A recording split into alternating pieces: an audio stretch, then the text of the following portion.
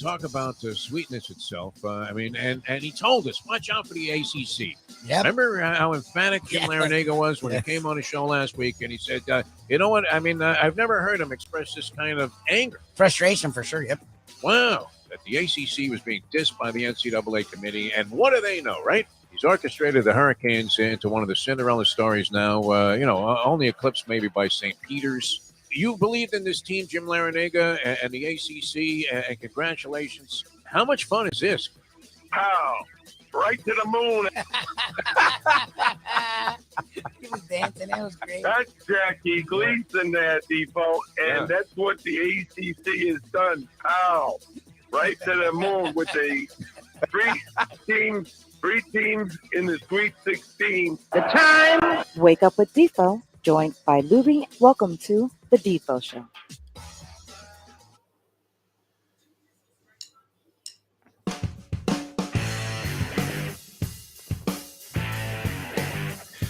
And a very special good morning, everybody. Welcome to the Defo Show, and this will be a very special edition of our Degenerate Friday program. I'm Jeff Deforrest, along with one Mike Lubitz, and we will cover all degenerate bases here on the show today. We have so many different things to discuss, and many experts are going to join us with a variety of different approaches to ways to either make you or separate you from your money. We can't guarantee anything, but we have some pretty hot people going to be on the show, including... We'll get into the ponies a little bit as we have the Florida Derby on tap. That's taking place tomorrow at Gulfstream Park right here in our hometown of South Florida. There'll be interest. There'll be eyeballs riveted to this race all around the universe. This is a big stepping stone, my friends, to that first Saturday in May, which is right around the corner, and an excellent field going postward for tomorrow's Florida Derby. That's going to go off pretty late as part of a 14-race card at Gulfstream Park. The lovely Caton Brainard will join us. Of course, Caton Brainard, the top handicapper, TVG. Every outlet on Kentucky Derby Day is looking for Caton's expertise and input into what's going on the race. And beyond that, we know this, although she's reluctant to talk about that. Have you noticed it, Lubie? Yep. That every time we drop the mention that Caton Brainard is also a horse whisperer. She talks to these animals. They tell her if they feel good that day, if they're going to win. But that's not really what we base her expertise on. Of course, she's hit any number of gigantic tickets on TVG while the other guys are getting buried. That guy, Matt Carruthers, I don't know. I don't want to say Hitler Youth, but, because that's an ugly implication here, but may as well be when it comes to finances, because he has put a lot of money up in smoke, and all these other guys are giving you pick 6 tickets and pick 5s and twin pick 10s, and usually it's Cremation City, my friends.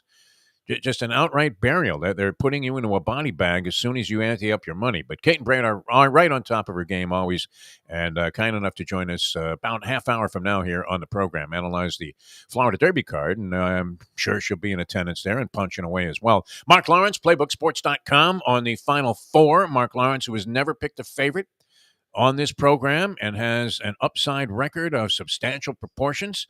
He'll be joining us. Very authoritative, very numerology-oriented, and you feel like you're talking to Bill James as he was thinking about putting together Baseball Abstract. You'll love Mark Lawrence when he joins us here from PlaybookSports.com. He's been with us for a long, long time. And the professor with the big board is knocking it out of the park. Not a big fan, and what's great about the professor and degenerates in general is, all emotions are cast aside. Oh, yeah. All friction is cast aside. No one despises Coach K, as he refers to him as Ratface, the professor, and has nothing but poison to lay out there when it comes to any kind of reflection on Coach K's reputation and or his legacy. And yet, what did he do? He bet on Duke in their last ball game. Exactly. Because it doesn't matter when you factor in the point spread. That's all you really are concerned about. So the professor will be joining us on the program as well. Now, we begin with a very big announcement here and many things to theorize about on a Degenerate Friday. And, of course, I'm on the threshold, the precipice of returning to the scene of the crime, which is a constant reminder. You know what's been running through my head, Lubie? And there are a lot of, and I've mentioned this a few times, there are a lot of great opening lines of books that are very distinctive, right? A lot of them kind of go back away. Call Me Ishmael, Herman Melville, Moby Dick. Did you know Melville wrote that book? Yes. I thought Herman Melville was a utility shortstop in the Mets late 60s. I really did. And now batting, Herman Melville, number 28, Melville. The skipper for the 28 Tigers. Yeah, what the hell is Herman Melville anyway? He wrote the book Moby Dick, and Call Me Ishmael is the opening line, which I don't know why that's such a big opening line. I mean, it seems pretty simple. It's not like the opening line of some porn books that I've read, where the guy says something along the lines like, I've never tasted my own semen before. And you're like, now that's an opening line. Witty. I think that was the beginning of Small Town Sinner. Actually, I think my father wrote that book, Small Town Sinner, under a pseudonym. He was not proud of the work, but it was all he could do to make money at the time after getting fired in a corporate takeover at the place that he was working. And you know what? It wasn't so bad. He's sitting out in the backyard typing, I've never tasted my own semen before. And bingo, all of a sudden, he's a millionaire. Unbelievable. Way to go, Dad, man. May he rest in peace. I love you, man. That's elite. That was a classic, though, when I took a first date to a movie at Syracuse University. It was like my freshman year, and I was a little gun-shy, believe it or not, Lubie, when it came to women, and so it was sort of late in the year, and they had a double feature playing at the Ratskeller, which was the student union building, and for some reason, one of the movies was a movie called The Licorice Quartet, as in Lickerrish. It was fairly liberal. The student choices of the movies there, right? So we watched this like semi-disgusting movie that was made in Rome, and then sure enough, the credits roll, and what's the first name that pops up? Screenplay by Michael Deforrest, my father. And the girl looks at me and goes, "Hey, look at that! The guy has the same last name as you." My dad. I don't know him. I don't know Never it. met the man. That's weird. What an odd coincidence that might be. Talk about a Southwest Airlines moment here. I mean, you just want to run out of there. Actually, I was proud of the man. I mean, of course, he was a great, great American. But no, I mean, the other, Tale of Two Cities, right?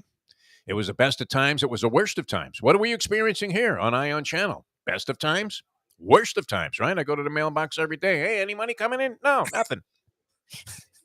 How am I going to finance my trip to Atlantic City?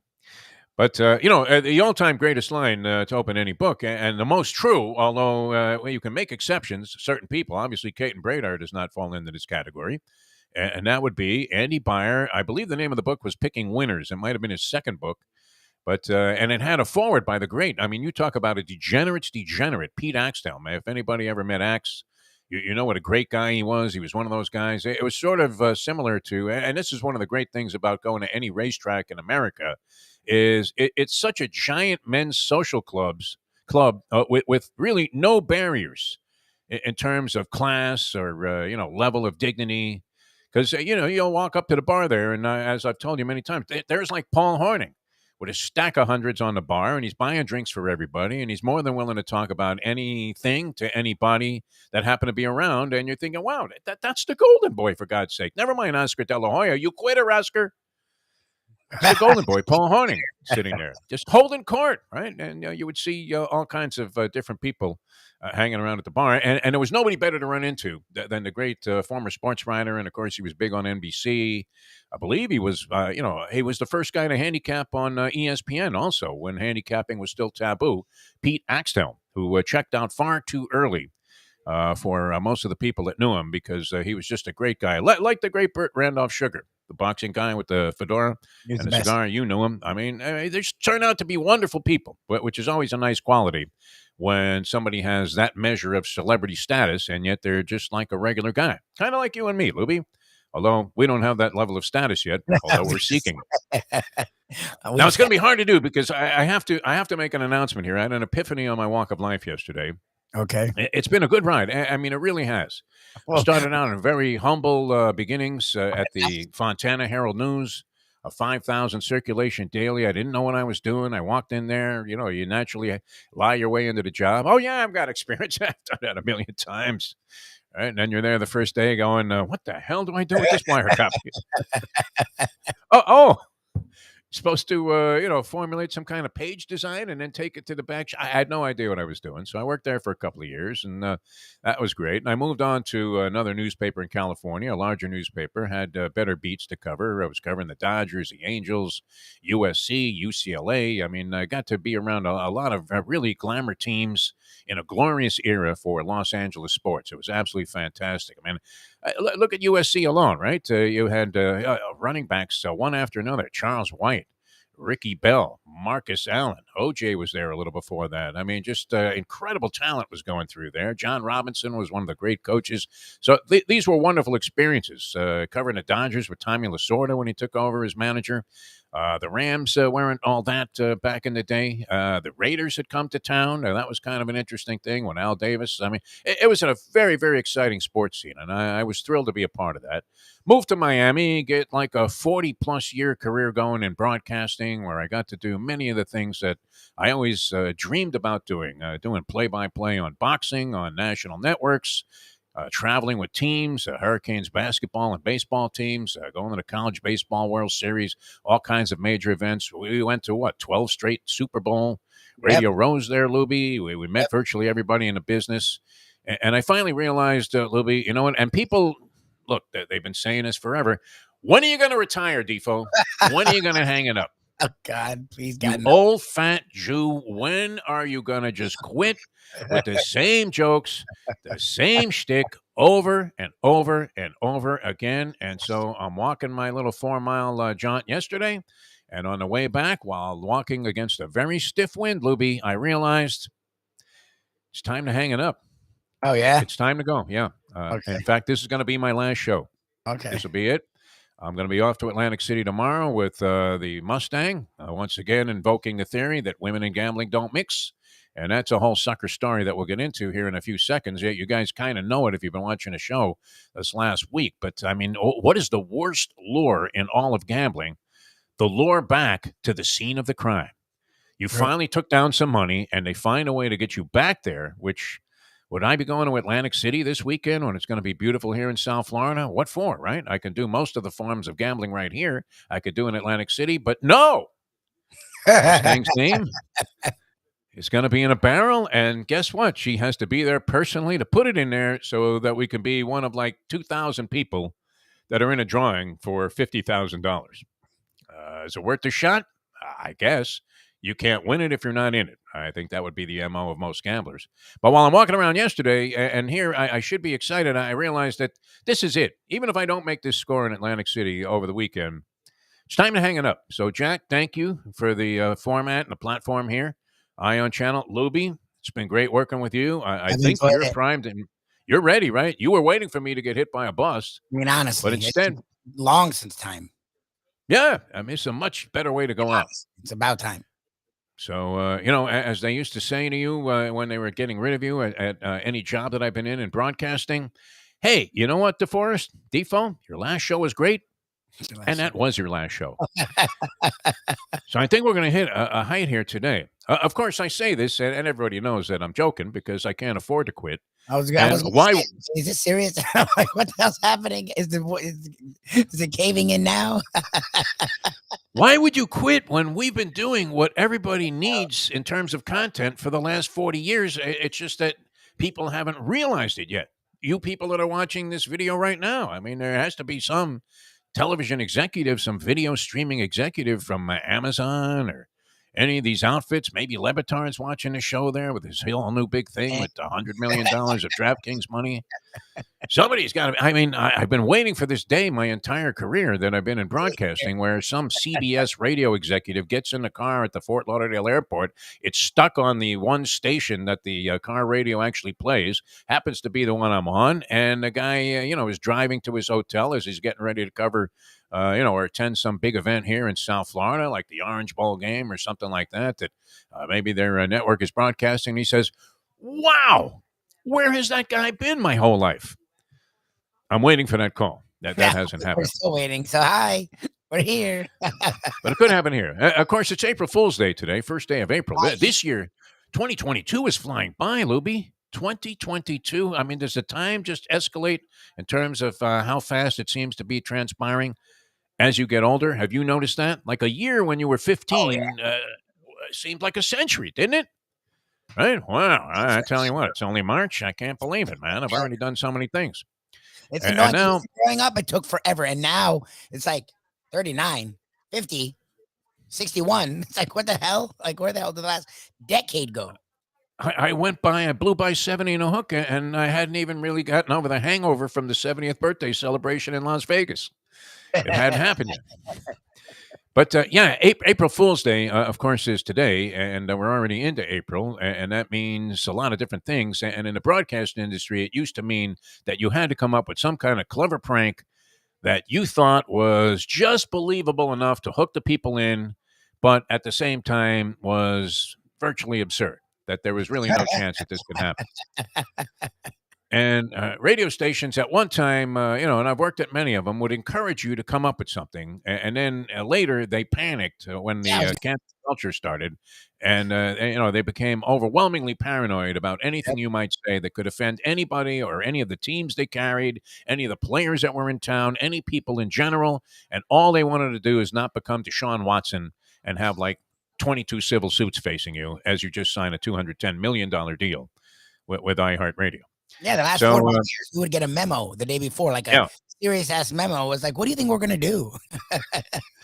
They would say, I mean, if you're going to play an April Fool's prank, it's on you. Yes. And your contract is hanging right here above the shredder, and it's about to go in. The minute the first person calls that's disturbed by what you did, we're going to just go ahead and drop this thing in there, and it's going to be confetti, my friends. Confetti. All that guaranteed money, Defo, whoosh, right out the window. Whoosh. Right out the window. That was instant replay on that. I feel like the officials at one of these college basketball games. Yeah, we blew the call, but we're not going to change it. That's the best. Right? Guys in the second row just took a charge, and they called it a block, and then they go look at it for a half hour, and they come back and go, yeah, that was a block. He's on the line for 2. Put another 10 seconds back on the clock. Like, what are you kidding me? Well, what is the point of looking back at this stuff? Anyway, and I retired from April Fool's pranks when we pulled off the ultimate one, and it involved one of our contemporaries here on the program, a guy that joins us every Tuesday usually, a longtime sports writer here, Harvey Fialkoff. And now I had gotten a little bit of flack. We got a cease and desist from the Miami Dolphins many, many years ago. I was working on a show called The First Team with Joe Rose and Steve Goldie Goldstein, two accomplished and very, very talented local broadcasters, and we were thrown together. It was kind of an odd mix, and there was a lot of acrimony and hostility and jealousy and all kinds of crazy stuff going on with that team. But for some reason, people always liked the show. Maybe that was the kind of chemistry you needed to generate interest in a program. I just always wanted to go on the air and tell my jokes. That was it, right? Have a good time, analyze some sports, talk about the agony of defeat when it came to gambling. And, that was where I was coming from. But we went ahead, and I thought this was a ridiculous premise where I went on the air and said, oh, wow, look at this, Joe and Steve. This just came through. The Dolphins have traded Dan Marino straight up for Troy Aikman. Now, Marino was sort of towards the tail end. I mean, this had to be like 95 maybe. He was towards the tail end of his career. He retired in 99, but, he was starting to show signs. I don't know. Did Dan Marino really show signs that, and the Dolphins weren't a good team. They couldn't run the ball. Don Shula, everybody thought the game had passed them by. I mean, every time you saw a picture of Don Shula, they put it right next to Chuck Noll. Right? You think Shoes went to his grave resenting that, right? I mean, if he had a chance, he would have slapped whoever's idea that was right in the face. He wouldn't have been afraid to do it. Or given him the jaw, right? I mean, when you got the jaw from Shula, you knew that he was upset. That was for sure. But so we put that out there early in the morning, and literally, I mean, the general manager was a pretty good guy and actually had done a lot of good for the people there, even though he was a little bizarre. He was a bit strange and eccentric, as you might imagine people in this business have a tendency to be. And this guy, though, didn't rule from like an authoritarian type of position. He was more of a, hey, how you doing kind of guy. I mean, even though he didn't care what your answer was, he still seemed like he was a genuine people person. This day, steam is coming out of his ears as he pulls up. He never showed up at the station at 8 o'clock. And he comes storming into this little dump of a studio that we had at the time. And, I mean, the facility itself was an atrocity, although the station was doing very well. And he comes running into the room there where the three of us are performing, and literally with steam coming out of his ears and a face more red than Vladimir Putin's is every time he gets a military report out of the Ukraine. What do you mean we're losing? And he looks at us, he says, if you guys don't stop this right now and issue a retraction, you're all fired immediately. And I'm Immediately. thinking, really? I mean, people can't possibly believe this. Aikman for, they know it's April Fool's Day. Aikman for Marino. And sure enough, the Dolphins had called this guy and gotten him out of bed and made him run to the radio station in his Bentley in this dump of a facility that we were in the middle of nowhere. And he climbs through all of this muck out of the parking lot and comes running into the studio because the Dolphins themselves were getting flooded on the switchboard with ticket cancellations because they couldn't stand the fact that the fans actually believed this. So people Aikman for Marino, straight up. People were calling because I remember the story, but I thought people were calling to bitch. People were actually calling and not talking about canceling, but actually canceling tickets. Canceling tickets. Yeah. I mean, we had a decent relationship with the Dolphins. I did a lot of stuff with these guys. Joe Rose was a Dolphin, for God's sake. Steve Goldie Goldstein, greatly admired. And they're screaming. Screaming. The switchboard. Yeah, I mean, it blew out. If we were doing this as a video, it would have blown out the server. That would have been it. Oh, my God. Aikman for Marino. Thousands of people were canceling their season tickets. That's great. That's the best. You couldn't do any better than that for people to actually take action on some dumb thing you said. But we did top it years later, and that's why I retired from the April Fool's prank business here in terms of any kind of broadcast. Because never could you do better than the next one that we tried, which was, and I thought this was the dumbest one ever, where I claimed that I was in a poker tournament at the Hard Rock Casino, which had just really come into vogue. And I said that I ran into Doug Flutie, who was wearing like a Groucho Marx type of mask and nose and eyeballs and everything. And yet I recognized him as Doug Flutie. And that Flutie told me he was in town. He was just playing a little poker to relax because the next day he was going to sign to be the third string quarterback on the Miami Dolphins. Now, he had already announced his retirement. Remember, he had the drop kick, extra point for Belichick. And everybody said, hey, yeah, Doug, nice career. Yep. And so I said this on the air, and now people were calling the show that I was on and saying, Defo, yeah, that's a good one, man. That's April Fool's Day. Actually calling the show and saying it. So I thought, well, that was kind of a lame one, right? Nobody's going to believe that Doug Flutie, coming out of retirement like Roberto Duran, to sign with the Dolphins to play one more season as a third-string quarterback, the chances of that were Blutarski, 0.0. Yep. So the next day, I got a call from a guy who had discussed this with me. We kind of came up with the prank together, one of the salesmen, and he's screaming at like 7 a.m. in my phone on a Sunday morning. This show was on a Saturday. We did it! We did it! Like we did what? What time is it? In the show. Says, go get your Sun Sentinel. Local newspaper. So I go out to the driveway. At the time, I was subscribing to like 3 newspapers. I got the Herald, the Sun Sentinel, and the New York Post. Imagine that. Look at you. The nightmare of that delivery person, probably thinking, what kind of lunatic is this guy? Boys, he caught up in a time warp. 3 newspapers? You have to be kidding me. Getting delivered, no less. And I pick up the paper, and there it is on about page 8 of the sports section, an article by one of our contemporaries, Harvey Fialkoff, who was on the Dolphins beat at the time. And he actually had an article speculating whether Flutie was going to sign with the Dolphins, that there was a report out there.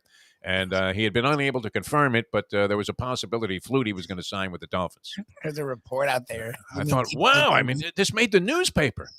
Jason Cole will tell you that his editor, when he was writing for the Herald, also asked him to explore this story. How stupid were the people in charge of these sports departments that they actually assigned reporters? Hey, how come you don't know about this? This was when, I guess it's still in vogue, right? With ESPN putting up, Schefter has reported, no matter what it was. Like they just had a press conference to announce that Bruce Arians was stepping down, and then yet Schefter has it as a scoop. Yes. Like 5 minutes later. Hey, but look at this. Arians stepping down. Adam Schefter is reporting. Obsessed with this whole idea that they broke the story. So I guess as part of that obsession at the time in print journalism especially, they didn't want to get beaten out by anybody else.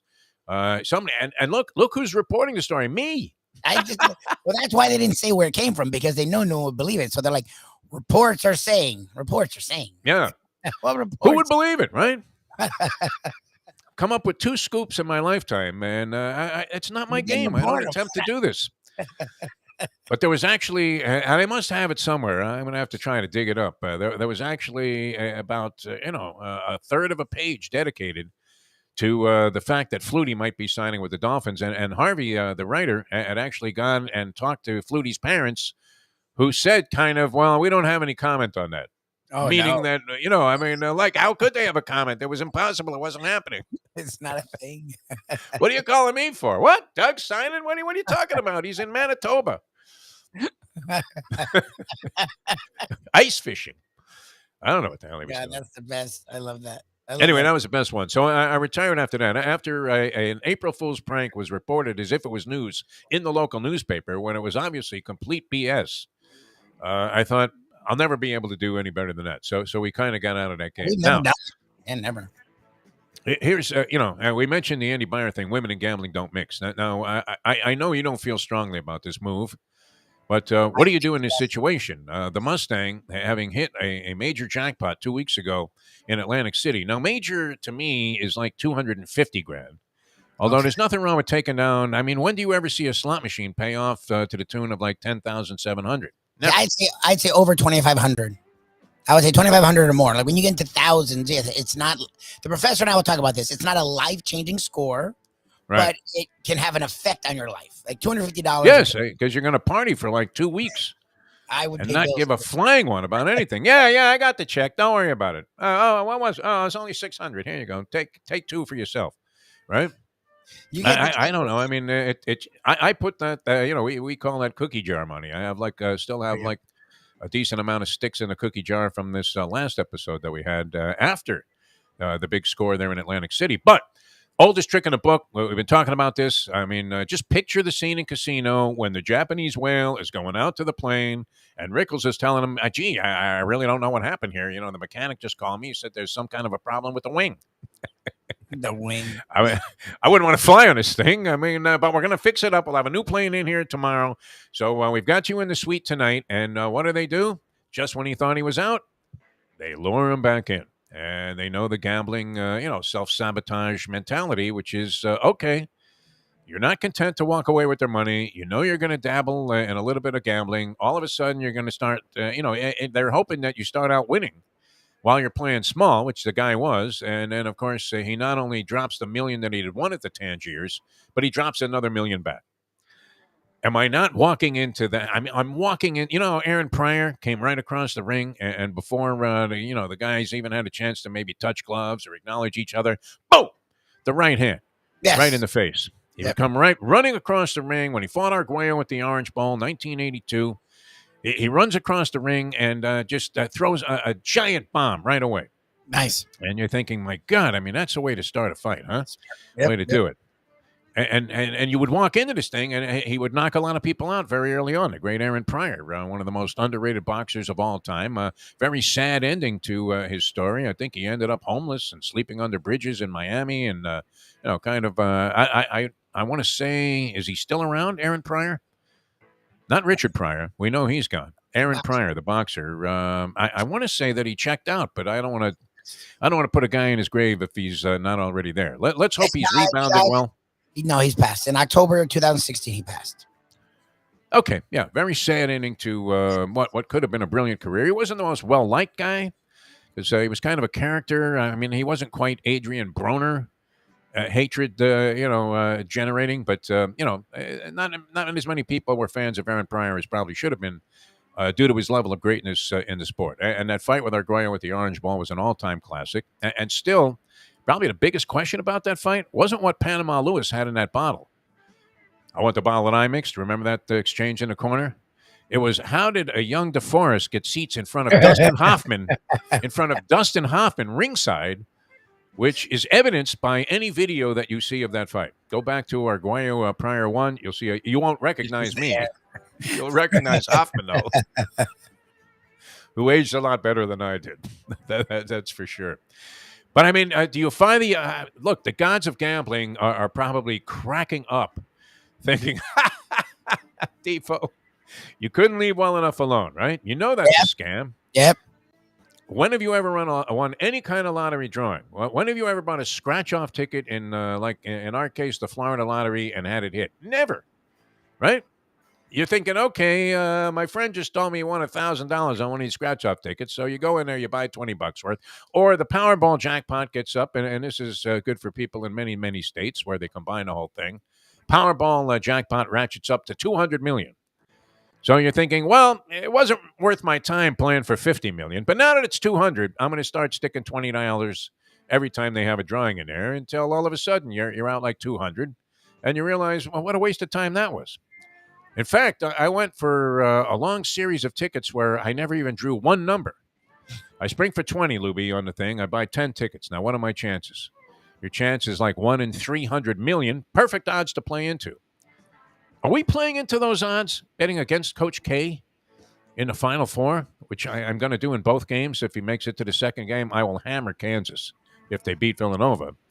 And many people are telling me that, and I'm imagining that Mark Lawrence, when he comes on the show, will like Villanova, the impossible team to see, coming up and covering the point spread. Villanova, without their one of their best players in there. I mean, they have another Archidiakonou on the team, right? Okay. How many Archidiakonous were there? I mean, and is the other guy a coach? Was it Archidiakonou who had some kind of weird first name to go along with a very bizarre last name? Question. Oh, Jesus. Yeah, the kid that was a big factor when Villanova won the championship. Yeah, in Houston. That was that Final Four we attended. There, yeah. Yeah, but they have another one. I don't know. Jay Wright, great coach, no doubt about it. I mean, can he, as Dick Vitale would say, flat-out coach? Yeah.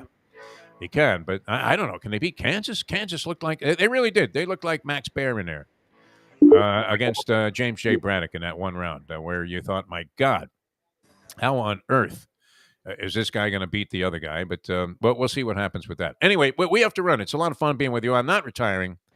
I just want to clarify that right away. You know, look at me, people. You're freaking me out. We have this whole time. I'm wearing a schmata here on the show. I can't afford to retire. If I were thinking about it, though, I probably would do it because I had made a giant score in the Florida Derby. And that's what we're aiming to do for you guys. I'm trying. We'll introduce the lovely Caitlin Bradard in just a few minutes here on the program. And she's going to help us handicap what should be a wide open race. It looks to me to be, and I have my pick in. He's 30-1 based on music. Clapton is going to be my pick in the race. So we'll see if Caitlin has any mention of that horse, or if she immediately dismisses him as an impossibility before we even have time to welcome her to the show. Coming back with that in a moment. Hialeah Park, open, ready for business. They're open till 5 a.m. on the weekends. Great casino. You're talking about a place where you can gamble your brains out, have a good time, have a chance to win. I would imagine if they brought back all their jackpot winners, the place would be jammed, right? Yep. You'd have to pick a number to get in because Steve Calabro wouldn't have it any other way. Beautiful Hialeah Park, still as beautiful as ever. The inherent beauty is evident. You wish they were racing there, but they actually are, because you can go bet the simulcast of the Florida Derby and the whole card and all the great racing action over the weekend in the Champion simulcasting room. Play poker, get yourself something great to eat or drink, all at reasonable prices, not ballpark prices, as we say. Make your plans, clear your social calendar, plan a visit to beautiful Hialeah Park. Speaking of beautiful, Caitlin Bradard are going to join us next. It's always a lot of fun. We're looking forward to talking to Caitlin, and then, of course, later on, Baskets with the Professor and Mark Lawrence on a Deal Volkswagen Degenerate Friday here on Ion Channel. I'm Jeff Deforrest, and he is Mike Lubitz. Now, the oddball thing would be if you ended up retiring on Monday and never made the announcement, just disappeared. Some people might be rooting for that, as they were with me. Amen. we excited a lot of people when I said this was my last show. Back with more in a moment. Now that got me scared. Because it could be real. It has to sort of be borderline truthful. It's 7:33. Poker is your game. You're covered in style. And you can play all your favorite Vegas-style games, including blackjack, craps, and roulette, in Hialeah Park's sizzling hot casino. Get a player's card when you walk through the door for all kinds of generous amenities, including our favorite, free play, when you come out to the ultimate casino and entertainment destination, Hialeah Park. These days, we're all looking for comfort anywhere we can find it. Thank goodness for Landlubbers Raw Bar and Grill in the Plantation location, because they are making sure you are as comfortable as possible. You're going to have the best wings in the world. You're going to have a great burger. You're going to have their amazing soups. Again, Landlubbers Raw Bar and Grill. It's nice and easy. Just go to landlubbersbarandgrill.com for both your pickup and free delivery. Thank goodness for Landlubbers for making you always feel right at home. Catholic Health Services is committed to care that changes as your needs do. Our full continuum of services is designed to be there throughout your care journey. If you need assistance with daily living, post-acute care following a serious health event, or additional medical care at home, we also offer skilled nursing and palliative and hospice care. Your care needs may change, but our commitment never does. Catholic Health Services, South Florida's #1 choice for post-acute and end-of-life care. Visit CatholicHealthServices.org. Jerry Bailey, Jerry Bailey,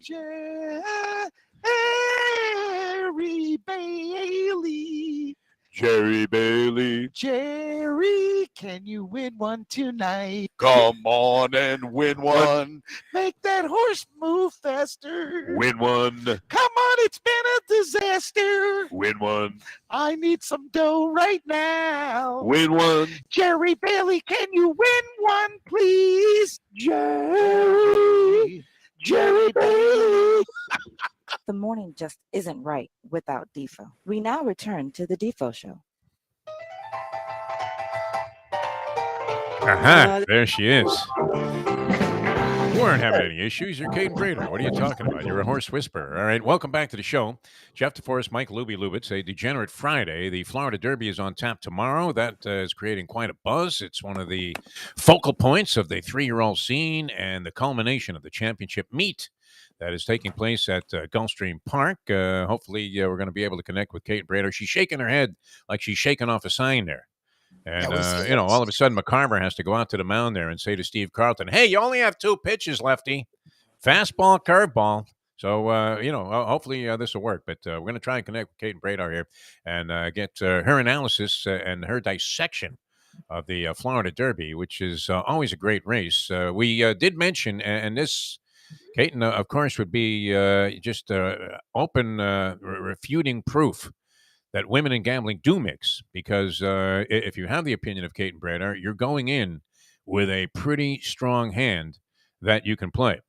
So we're going to try and the video wasn't working with Kate and Brader, so we're going to just get her here on the telephone. So we won't have the visual, and we won't be able to see her face writhe in agony as we run any number of corny practical jokes by Kate and here on the show. Florida Derby, good field going postward, no clear-cut favorite. Many people are talking about Central Causeway after this horse won the Tampa Bay Derby, and also I think the Sam F. Davis Stakes was one of the preludes to the Tampa Bay Derby. So pretty impressive so far. And we're still working on our video problem here with Kate and Brader. It's always the audition tape that you're going to send out, Lubie,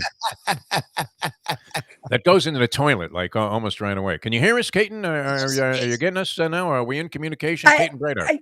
I can kind of make out every other word. I don't know how it is for you guys, but if it's clear, I'll keep talking and just. You sound great. You sound great. You don't have to. I don't have to hear you guys, right?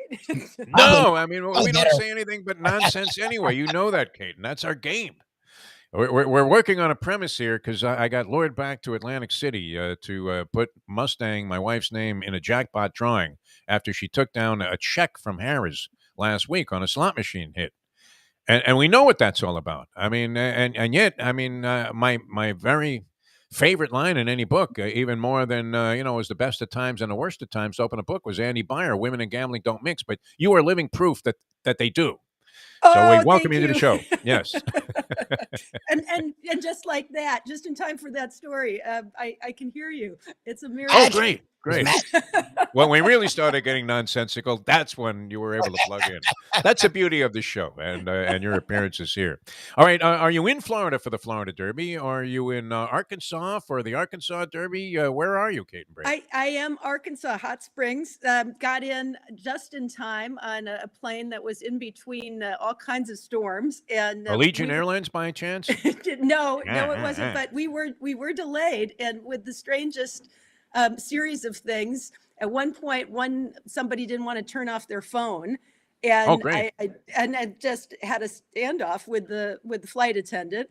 And then once we got that resolved, there were weight issues on the plane, which I think was due in part because 2 of the stars from the McDonald's All-Star game in Chicago were on the flight. So I thought you were going to say a couple of the horses were in the cargo. I mean, listen, they were almost as big as the horses. That the one guy was 7 miles tall. But they were great sports. I got my picture taken with them in case they turn out to be superstars, so that I could throw it out there. And then we got to the runway, and they said they stopped again, and they said a plane in front of us had broken down. and Oh, had to be great. towed off the runway before we could take off. So I said, Very encouraging. That's this is not sounding good, but No. I'm here.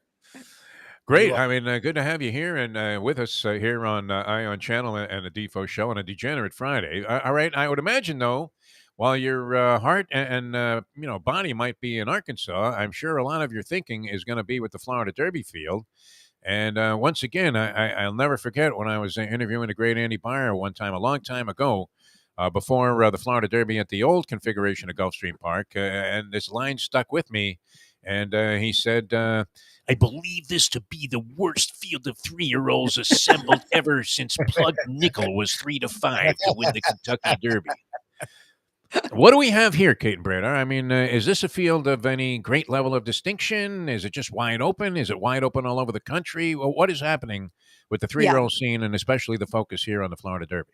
I really do think it's wide open all over the country. I mean, I still haven't found the Derby horse that I hitched my cart to. And when you have that many horses, especially here in Arkansas, but even in Florida, if you think about the Florida Derby and a horse like Charge It, horses that have only made a couple of starts and that are trying stakes company for the first time out of here we have in Arkansas, we have the people. So I think everything has turned on its head as far as the thinking of what you need to do to get in the Derby. And because of that, we don't have any gauge of how good some of these younger horses are because they haven't been tested at all. And then, of course, you throw in the controversy and the changing trainer scenario that we've got as a result of stuff from last year's Derby. So but on the whole, I haven't found the horse that stands out. I mean, you've got there. I like Forbidden Kingdom a little bit in California, but even he is questionable about whether he's going to be able to get 1.25 miles. But he has at least looked good at a higher level. But for the most part, these guys are a mystery for sure. But the good news about this is, forget about quality. Let's try to find a winner and cash a bet. And when you have situations like this, you get the opportunity because I don't think anybody stands out. We saw here in Arkansas in the Rebel that anything can happen as the prep for the Arkansas Derby. Yeah. One of the longest shots in history comes in. Onoho, who's back in again and probably going to take money now when probably he shouldn't because I think the Rebel was a fluke. You've got a filly in the Arkansas Derby and Secret Oath, which everybody's going to bet on. And she's going to be way too short a price. So I think we can make a case against her. And in Florida, I think you've got like 4 or 5 horses who are all equal in ability. So there again is an opportunity for a good price. I mean, I think you're going to get maybe 4 to 1 or higher on a Todd Pletcher horse in the Florida Derby. Wow. That never happens. Yes. I mean, so I think it's a great betting race, and I'm excited. All right, Pletcher running a horse that's only had a couple of starts. And obviously was very impressive. Had a second in its debut, and then came back, won by 8.5 lengths, destroyed a field of maidens, and now going in the Florida Derby. So I mean, that's all. It's is it John Kinchin, the guy, the handicapper, says you leave out Pletcher, you leave on a stretcher. Exactly. So we don't want that to happen. But and I know you're not a believer in this, and I find this surprising because I do see you as somebody that would at least pay homage to ideas that came maybe from sources of the occult and the gods of gambling. So a friend of mine calls me. Yeah, I mean, a friend of mine calls me and says, hey, Deforrest, you doing anything tonight? This was a couple of months ago. I said, you're hesitant because you don't know if he's going to try to rope you into something that you don't want to do. So you're like, well, I don't know if we have plans. I'll check with the wife. I know I'm doing nothing. And he says, I have an extra ticket to see Eric Clapton. So now I'm thinking, what was the reason for that? I mean, how did I end up with like a free $500 near front row seat to see Clapton in one of his final performances? When, then months later, all of a sudden, I see it 30 to 1 Clapton is in the field for the Florida Derby. Now, do you believe there's any connection there, or should I start, should I just go get tomorrow's form and try to do some handicap? Yeah, no, I don't find the connection. I failed to see What were the odds I would be there, though, Kate? And, another guy asking me to go with him to a concert, no less. Let me just say this. this is a race where anybody can win, truly. And I do believe that. I am not betting on Clapton, but I hope you enjoyed the show. What about Keith Richards to outlive Clapton? No, would you go with that one? I'll take the over on Keith. Here's the deal that well, you got to keep in mind, everybody's going to bet on Classic Causeway. Classic Causeway is probably the best horse. He's probably the best horse in the race. However, they want to go to the Derby with the best horse. So I don't know that it's as important for him to win this race as it is for him to just run a good effort and then move forward. And I think that he will run a good race, but I don't know if he's that much better than horses that are trying to earn their way into the Derby at this point and who need that,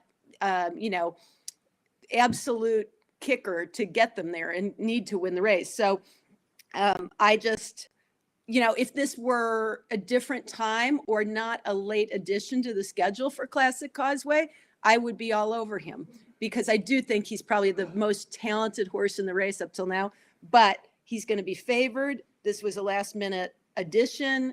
He's got other horses that I think are going to maybe put a little pressure on him. And I think this is where you go for just trainers and, horses that have shown something and maybe they're not the best horse in the race, but they could be the best on the day. And I think that's a horse like Charge It. I had a lot of respect for White Abarrio too. And from what I've heard, his workout was very good. He's not a great price though, but I'd throw him in there. And, I think that there's got to be something to Joel Rosario riding Oh Captain. I mean, are you literary, Jeff? Can we go with the Oh Captain angle? Okay, my captain. Grand Funk Railroad, yeah. I mean, I'm your captain. It's another rock and roll connection. I've never seen Joel Rosario end up in town for the Florida Derby on a bum. Let me put it that way. Yeah. And I think that horse is an improving horse. I was going to ask you if there was a jockey angle. Of course, we came on. I don't know if you could hear it with the classic rendition. And we had thought for so many years, although completely wrong, that the song Sherry Baby was about Jerry Bailey. And I know you love that particular rendition as an intro. So we're sorry that you missed that. But I was going to ask you if there's a jockey angle to this thing. And you just came up with one, almost in a premeditated fashion to my question, which was absolutely great. Now we mentioned trainers. Is it always the usual suspects when these big 3-year-old races come around, or is there another Horatio Alger story that maybe could be written? I think yes and no. I mean, I think that the usual suspects it can be, in this case, is an angle that might work as far as Pletcher and Saez, because I just feel like he fits in there, but. You also, I mean, now Irad Ortiz, Joel Rosario, these guys are usual suspects too, right? In their own right. And so that's where I do think you narrow in on, there's a reason that those guys, they get their choice of the best horses.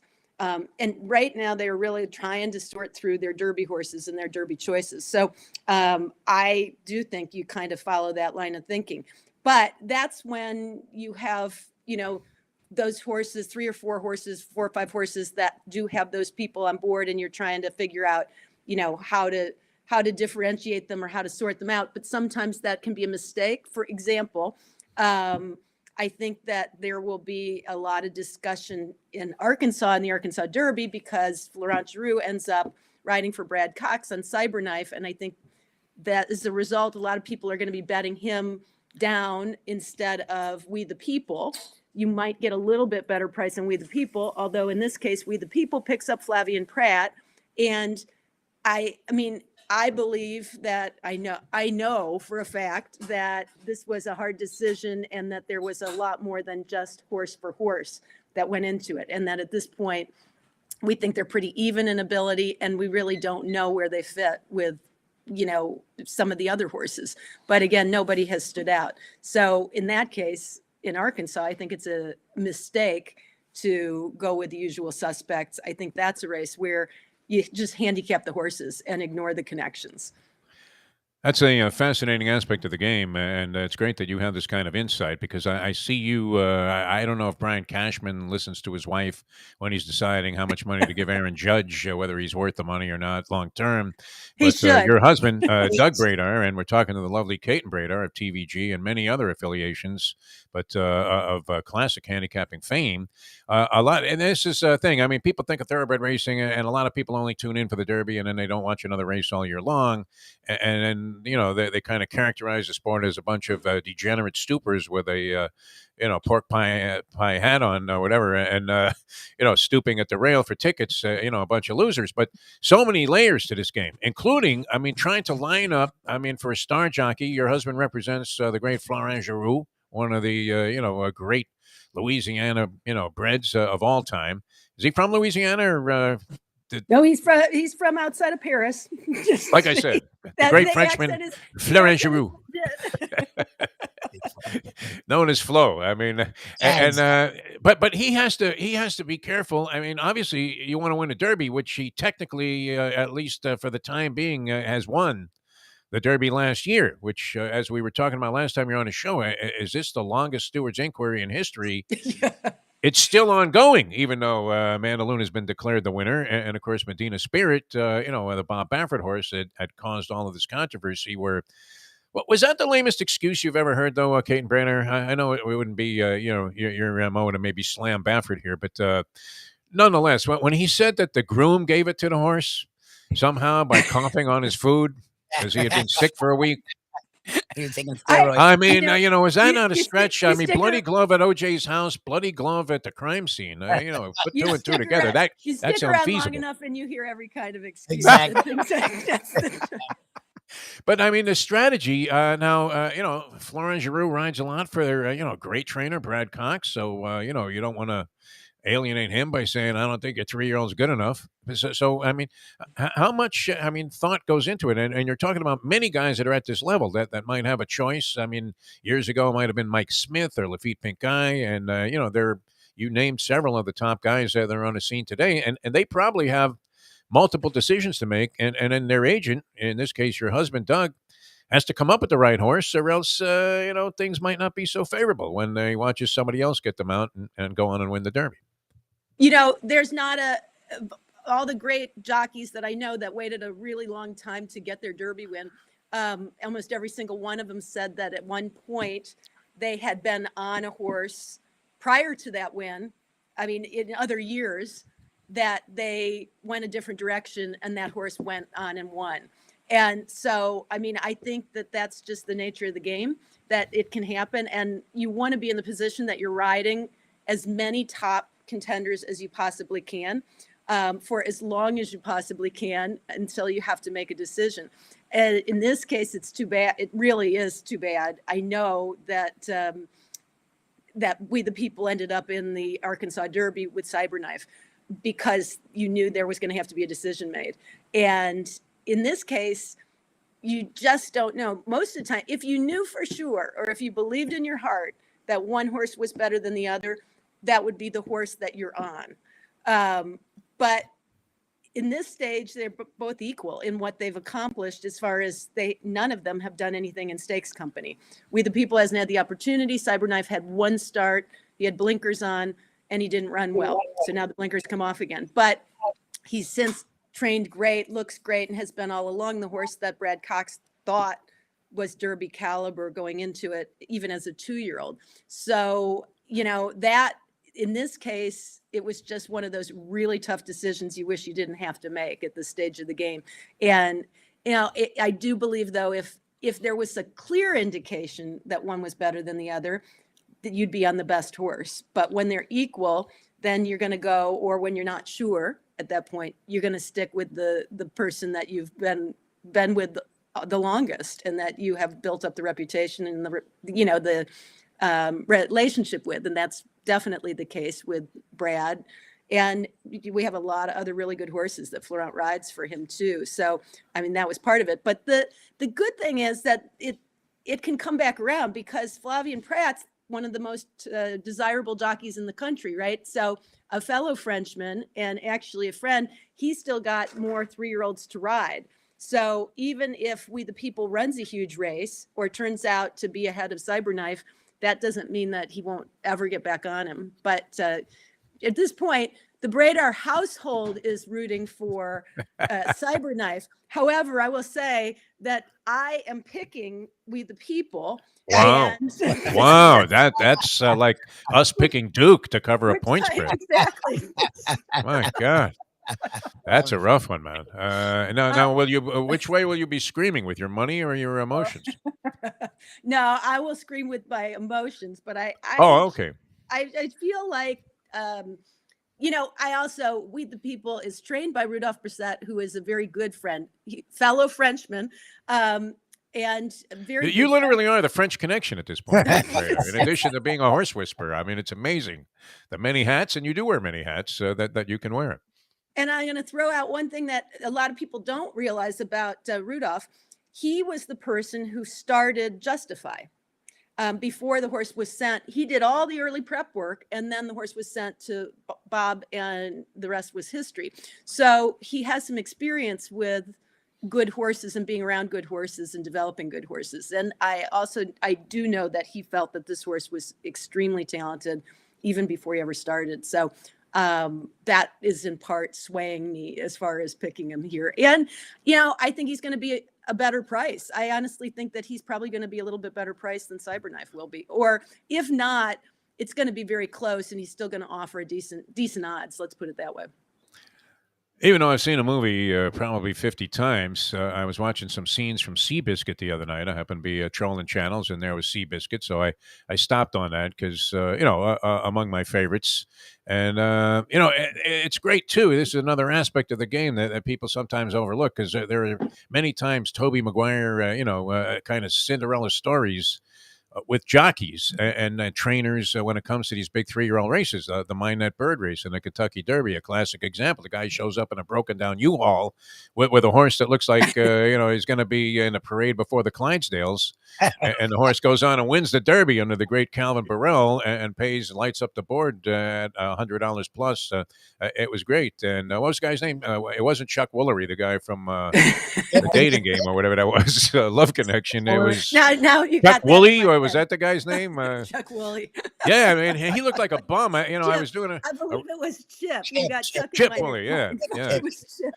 I get it wrong because and you were doing like a zillion TV shows there on what was it, Television Row outside I don't think Lubie was on that trip, but and so you're all over the place, and I see this guy Chip Woolley, and people are like pointing like, hey, you want to interview this guy? I'm like, nah, who wants to interview this freaking cowboy with a broken ankle? I didn't even know he was a trainer. So you love that when that happens, and it happens for jockeys sometimes, and then there's always that debate whether to put like a top guy on there, like take off a Luca Panici and put on Louis Saez or something.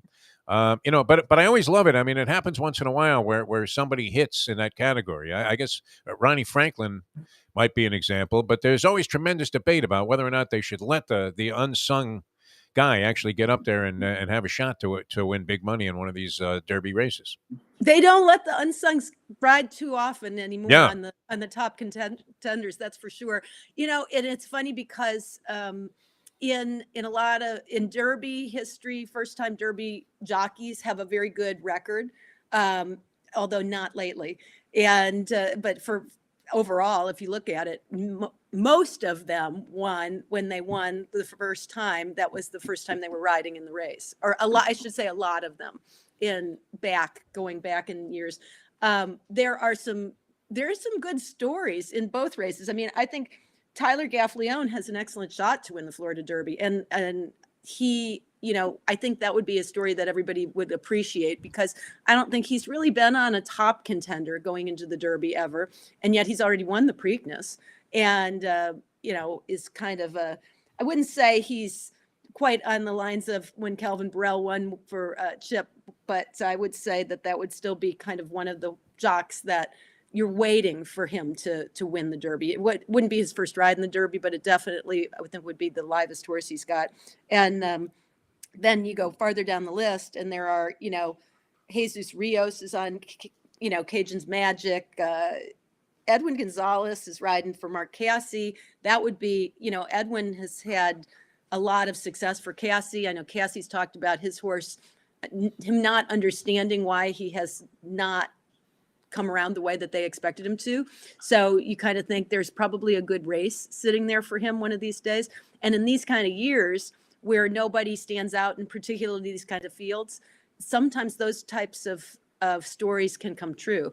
I definitely think that we're going to see what Forbidden Kingdom does. Messier is going to be running soon. Messier, a few other horses that if they jump up with a big performance, then they might be very, very tough. But other than that, I mean, this is a little bit like March Madness, the way it was this year. You might see a Derby that's definitely, a 16 seed coming through. We love that. I do. I think that's what kind of makes it interesting and what keeps it good. And, familiarity with a horse is an important thing. I really do think that counts for something. So I'm glad to see some of these guys getting a shot. Louis Contreras is riding the filly Secret Oath for Lucas, and she's going to be the favorite. And everybody thinks she's going to be the favorite because it's the filly for Lucas, not because she deserves to be the favorite, in my opinion. So she's talented. She's really good. But I think that she's not – I don't think she's winning colors. Let me just say that.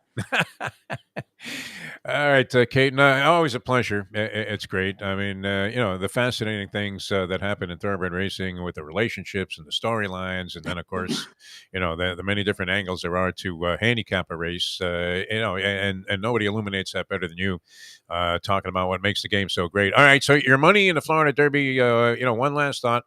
A quick name. Your money on the Florida Derby is on. Yeah, I'm with Charge It, but I am going to be using Captain in all my exotics. I don't know if he wins, but I think he's a big price, and I think he gets in.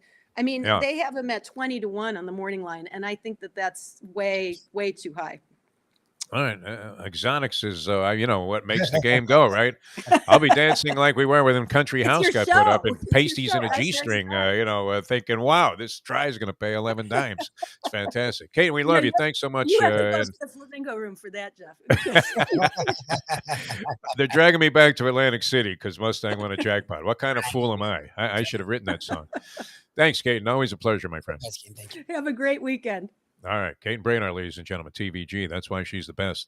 Unbelievable. Speaking of the best, the professor, he's been knocking it out of the park here ever since he came up with the big board. And we know he hates Coach K, but this is the thing about the professor that's great. And it makes, for a brilliant, degenerate thought processes, that is, as much as he despises Duke and Coach K and everything that he stands for, he laid the points with Duke in their last game.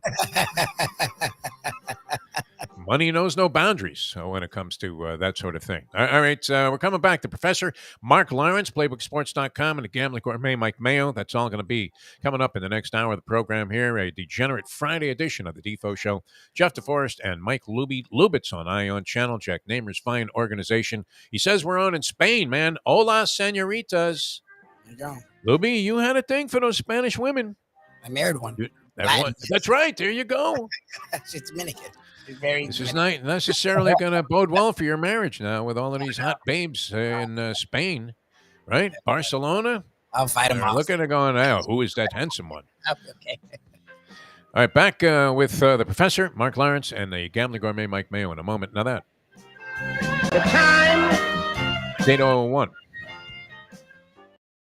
Tony Segreto here. Let me ask you a question. What do you look for when you go out to eat? Good food, obviously, friendly atmosphere, not too loud, but good energy, reasonable prices, and a place where you feel comfortable. You're talking about the Texas Roadhouse. Good for a family, good for a date, or just a night out for yourself, and prices that will make you extremely happy. Their ribs unmatched, steaks hand-cut every day. Everything, and I mean everything, is made on site, including their incredible bread. Trust me when I tell you, Texas Roadhouse, your restaurant, your destination when you say, where should we go and eat tonight? From the newly renovated sports bar to the beautiful bayside views captured at the Tiki Bar, Jimmy Johnson's Big Chill has it all. Located at mile marker 104, the Big Chill also offers waterfront dining while experiencing breathtaking sunset views of the Florida Keys. It's simply the hottest spot in the Keys to cool off. That's Jimmy Johnson's Big Chill, at mile marker 104 in Key Largo. For more information, call today at 305-453-9066. Any time of year, things can happen to your home or business, and the insurance company can be your friend, but they also can be your enemy. Horizon Public Adjusters, Justina Testa, are here for you to help this process go so much easier. 7 to 10 times more money recovered with a public adjuster than if you went on your own. If there's no recovery, there's no fee. Before you call your insurance company, call Horizon Public Adjusters and Justina Testa at 954-809-8752.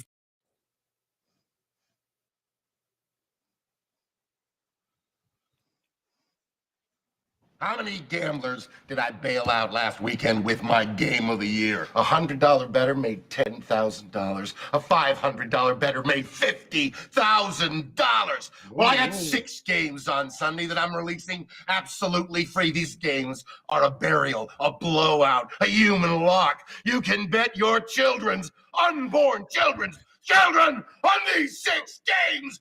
I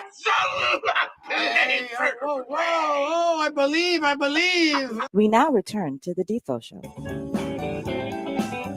I can't believe it, Lubie, that Jeremy Piven nearly smacked us for suggesting that his role in Two for the Money was not Oscar worthy. I thought we were clowning around. That movie was brilliant, man. I absolutely loved it. I don't know if the professor was a fan of the movie, but I am not. I would think. But any degenerate movie is kind of a good thing, with the possible exception of the remake of The Gambler, which was brilliant in its original form with James Caan, but was absolutely horrid, like cartoonish, with Mark Wahlberg. Gee, Mark Wahlberg ruining a movie. What a stunner. Professor in fine form already. We welcome the professor to the program. Now, the professor is here for many reasons, not the least of which is his college basketball expertise. So how did you were brilliant in the opening week of the tournament, especially so in the opening day, going 7-0. Then you said that you kind of ground your way through maybe a couple of days and then came back big on the Sunday. How did last week's action treat you, Professor, in your various wagering activity? We were mostly very good on Thursday. We ended up adding the late game, and that was mistakes. We went 3-1 on Thursday, then bad on Friday, 0-2, and then 4-0 over the weekend. Wow. And a couple of NIT wins earlier this week. So we've been going good. It's been a good tournament. Did you see the conclusion of the NIT championship? You would have thought that I did. Holy God, that was the worst officiated game I've ever seen in my life. And it was, honestly, it looked intentional to me. If you watch the game, Xavier got out big, and all of a sudden here came a series of whistles, all of which went Mississippi State's way.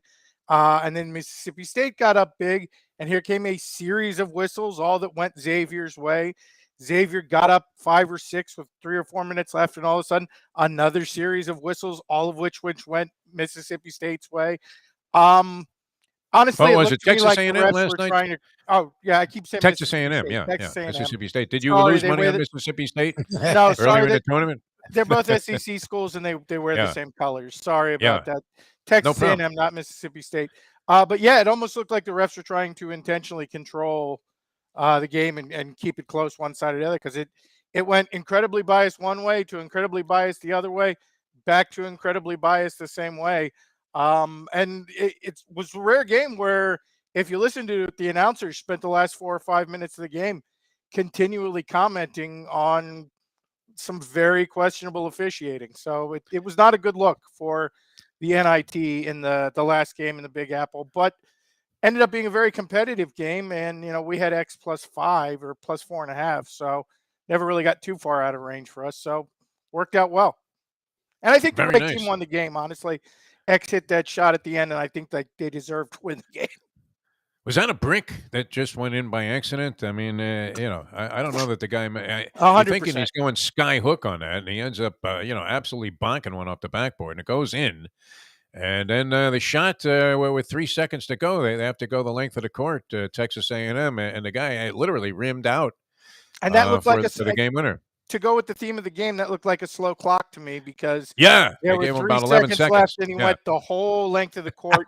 It looked like a slow start on the clock to me. So, went with the rest of the game officiating wise.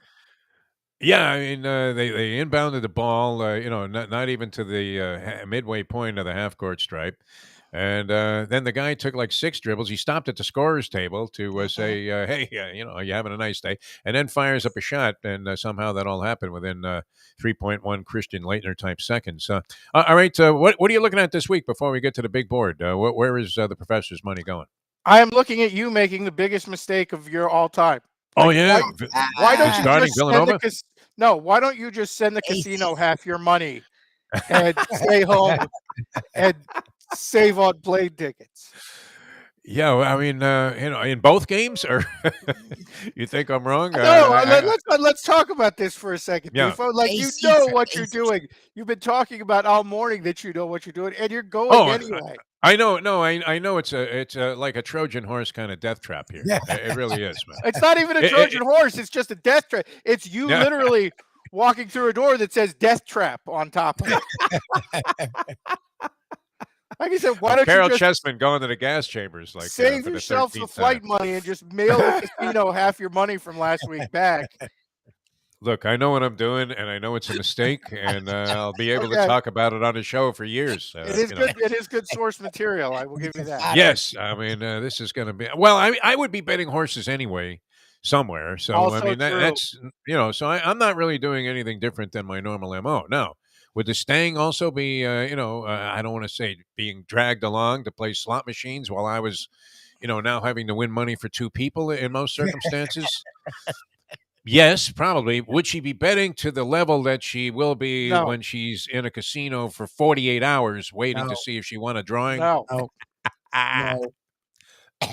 Piano wire. Exactly. Pass the piano wire. Can you just come up from behind me like Luca Brasi? We really should.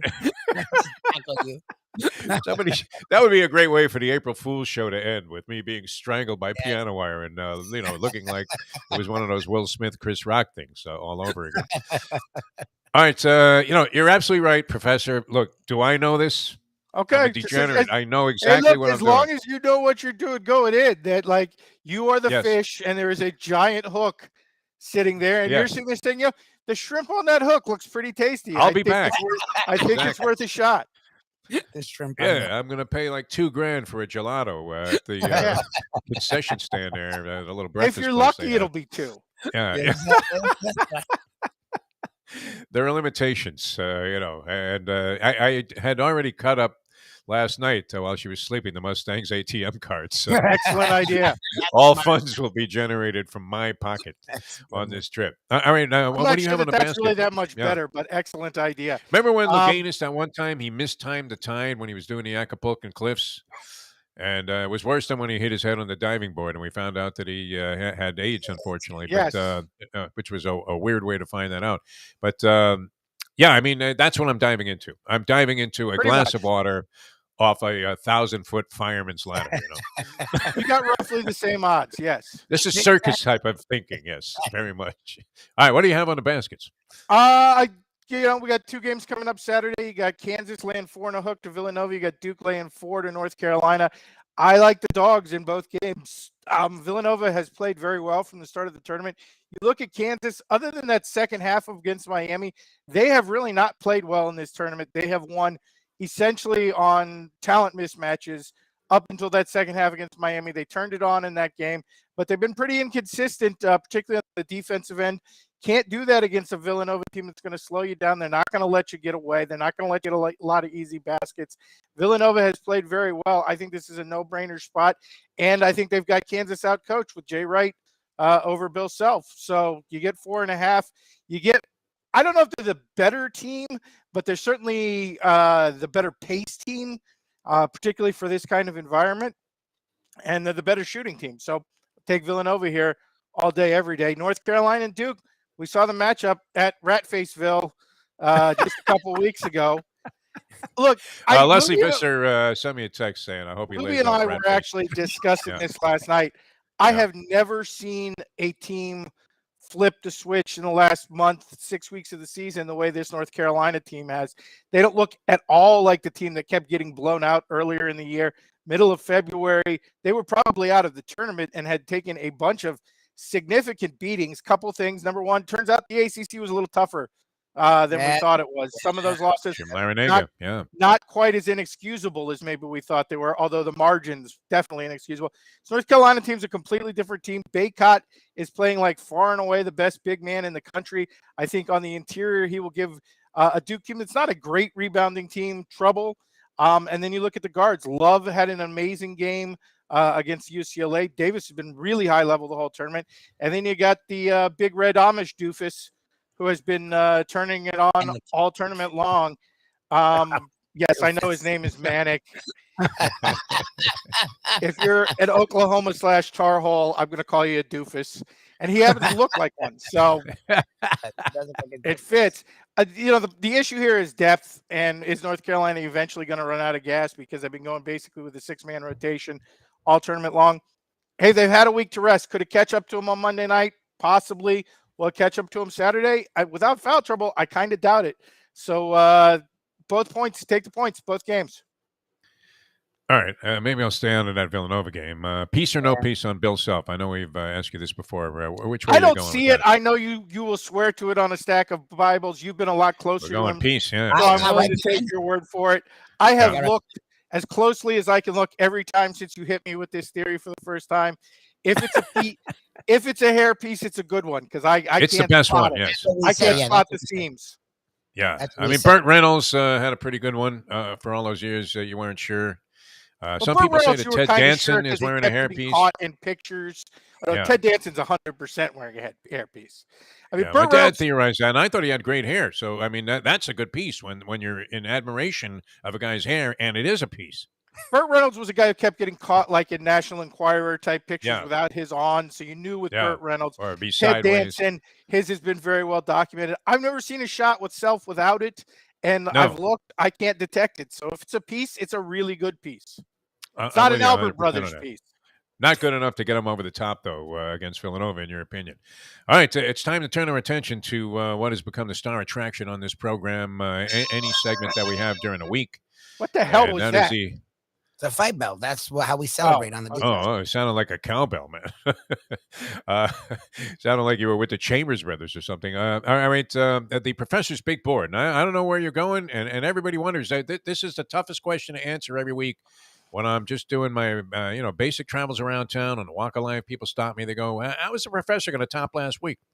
Not that you have to, but I mean, the big board has been a huge hit here in the program. So let's turn our attention to that. Well, as you know, one of my dedications for the big board is to be as lazy as possible about developing it. So I pretty much steal whatever the big story of the week is and run with that. So that leads us this week, of course, to Will Smith was where I was going, and how Will Smith, like all Scientologists and all other people who defy the will of Xenu, in the end up making fools of themselves and suffering the wrath of Lord Xenu. All hail Xenu. But and no offense to a regular watcher of the show who I know has texted Lubie about this a few times. This is not actually on me. This is actually on Lubie. Lubie reminded me last night, I've only got one more chance in my lifetime to ridicule Coach Ratface. Yes. And have it still be relevant. So this week, we'll hit Will Smith back up. But this week, we're going to the big board of Go Final Four yourself. Go Final Four yourself. That's great. Because we got to be topical. Roll the film. Will Smith thing. Yeah. Everybody's commented on. We may get back to it later. But like I said, all hail Xenu. But we couldn't help ourselves. And we're going to start right off with number 5. And that's Handsome Jay Wright. I actually happen to like Jay Wright. I think he's probably the best coach in the game at this point, particularly when you look at recruiting and he doesn't manage to land the 5 stars, does as much with talent as anybody. But the man definitely falls into that Jimmy Garoppolo category where you can't watch a game without other dudes telling you how handsome he is. And I don't really want to hear that personally. I like Bill Raftery. I liked, Onions and Man and everything else that Raft does. But I don't want to hear what other men Bill Raftery finds sexually attractive. It's not a topic I'm particularly interested in. And much like when Jimmy G is quarterbacking a game, I can't go 5 seconds without listening to how handsome Jimmy is. Well, when I watch a college basketball game that features Villanova, I can't go 5 minutes without hearing how handsome Jay Wright is. And yes, he's a decent looking dude. I don't know that he's anything necessarily special. I don't find other men handsome, so I can't necessarily gauge this. Apparently, I'm rare in this category. I would rather hear Tracy Wolfson's comments on this, but it's never her. It's always the other dudes telling me how handsome he is. And it's a phenomenon in sports that, frankly, I could do without. I don't blame Jay Wright for this. I actually blame all the announcers who do this, particularly Jay Billis. Not because he says it any more than anybody else, but just because I blame Jay Billis for everything that goes wrong in announcing. So I assume this is somehow his fault. But this is a phenomenon I don't like, and we'll hear plenty of it on Saturday. I won't care for it. I don't need to hear how attractive you find Jay Wright during the game. That's great. Excellent start. All right, so the big board of Go Final Four yourself, the professor. We're on to number 4. And Defo, we, of course, are in the darkest timeline because what has happened in the Final Four, that's right, the first ever meeting between the Rat Face and the Tar Holes in the Final Four with all the marbles. And honestly, if you're a person who believes in conspiracies, doesn't this just smell like a fix? Oh, yeah. That not only would Rat Face make the Final Four in his last year, but he'd do so in the first ever meeting with the Tar Heels. But there's actually something good here. There's a silver cloud here. And that's if anybody is telling you how great this is for college basketball and how much they've been waiting for this for years and years and how great this is, that's a person you never need to speak to. That's a scumbag right there, and you need to get them out of your life forever. Anybody who's telling you how positive this is, they are completely full of it. They are the worst human beings you could possibly meet. These are the 2 worst programs in college basketball for sure, maybe among the worst overall in sports. It's the worst rivalry in sports for just sheer smugness, jerk off in the stands factor. It passes even the Cubs and the Cardinals. And let's be honest, it's not a good looking group of people in the stands when they meet these guys. Most of the Duke co-eds are ugly to begin with. And for some reason, the only North Carolina fans who buy tickets are like 75 years old. You never see a young person in a North Carolina outfit. Like Michael Jordan's 60 now, and he's on the young end of people who end up in the stands for a Carolina head. So, again, it's not on top of everything else. It's not a group of physically attractive people in the stand. This isn't a good matchup. And I'm sure that Final Four tickets now cost like $75,000 a seat because of these 2 jerk-off fan bases. Rat Face versus the Tar Heels, and that's only number 4 on the list. That's so we continue with the professor, the big board of Go Final Four yourself. Number 3 on the big board of Go Final Four yourself. Hello, friends. I'm not your friend. I'm not your friend. Let me set a scene for you, Defo. Oh my God. You're watching a movie or a TV show, and it's like a really good scene. It's one of those emotional scenes that even if you're a guy, it drags you in, it touches your heart a little bit. You're getting into it, and then a James Taylor song starts playing, and it's not a bad James Taylor song. It's like Fire and Rain or Caroline on My Mind or Sweet Baby James. Just by itself, the James Taylor song isn't necessarily a problem, but when you add it to the movie scene, somehow, despite you're into the scene and you don't hate the song, the scene gets a little bit worse because of the addition of a James Taylor song. Every time they put a James Taylor song into a movie scene, it gets like 3% worse. It doesn't get a lot worse. It doesn't ruin it. It doesn't make it awful. That's what Jim Nantz is. Jim Nantz is a human James Taylor song. Anything you add him to gets like 3% worse. Those Capital One commercials, when it was just Spike and Sam and Barkley, those were great commercials. They added Jim Nantz in.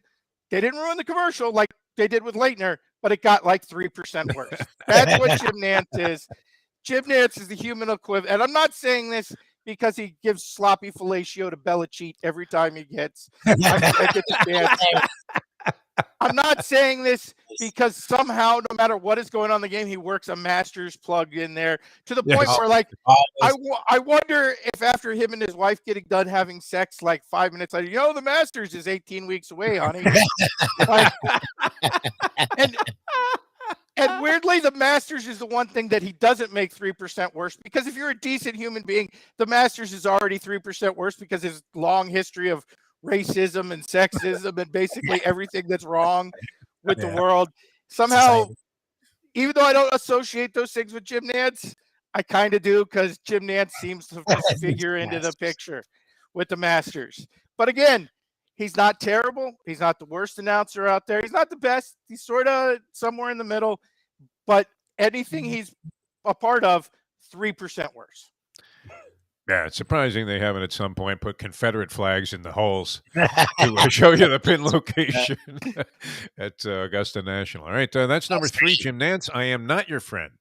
Number 2, Professor Big Board of Go Final Four yourself. This is the obvious. Another athlete. The illustrative rat on the right. If you remember, I called this like 2.5 months ago, that somehow Duke was going to get this super easy path to the Final Four. And Coach K, in his last year, and I didn't know that it was going to be Arkansas's professional flopper was going to take Gonzaga out by taking, I don't know what it was, 17 charges or whatever stupid number it was in that game. But I should have known at some point they weren't going to risk a Duke-Gonzaga matchup. They were going to have somebody take Gonzaga out under very questionable circumstances. And that's exactly what happened. And now here we are.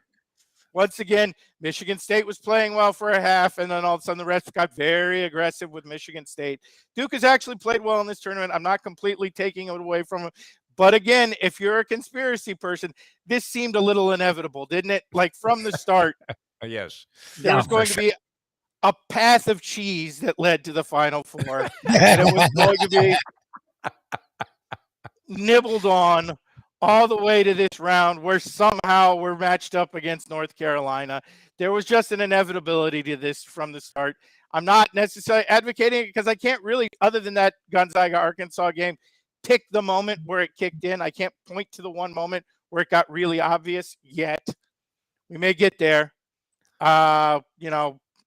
Somebody may mysteriously kick Colin Gillespie in the ankle on Sunday after Villanova beats Kansas. We haven't gotten to that moment where I can point at it like Alex Jones and say, this is it. But we all knew this was coming. I'm just saying. The fix definitely seems to be clear-cut here. And we were thinking that Kansas was going to win the game, and we wanted to see if Bill Self would fire his hairpiece at the refs when they put a Duke player on the foul line to win the ball game on a bogus call that should have obviously gone the other way. All right, that's number 2. Number one on the big board. It's a mystery. Go Final Four yourself. How are we going to top Ratface and Jim Nantz and Handsome Jay Wright? And, this is a program that for years I've actually been a fan of, despite the hair pieces, despite Larry Brown. But Kansas did something that I just can't tolerate. And that's Ben Affleck in his stupid drunk basketball movie fantasized himself as a Kansas recruit who drank his way out of a scholarship. And there's no way we could put up with that.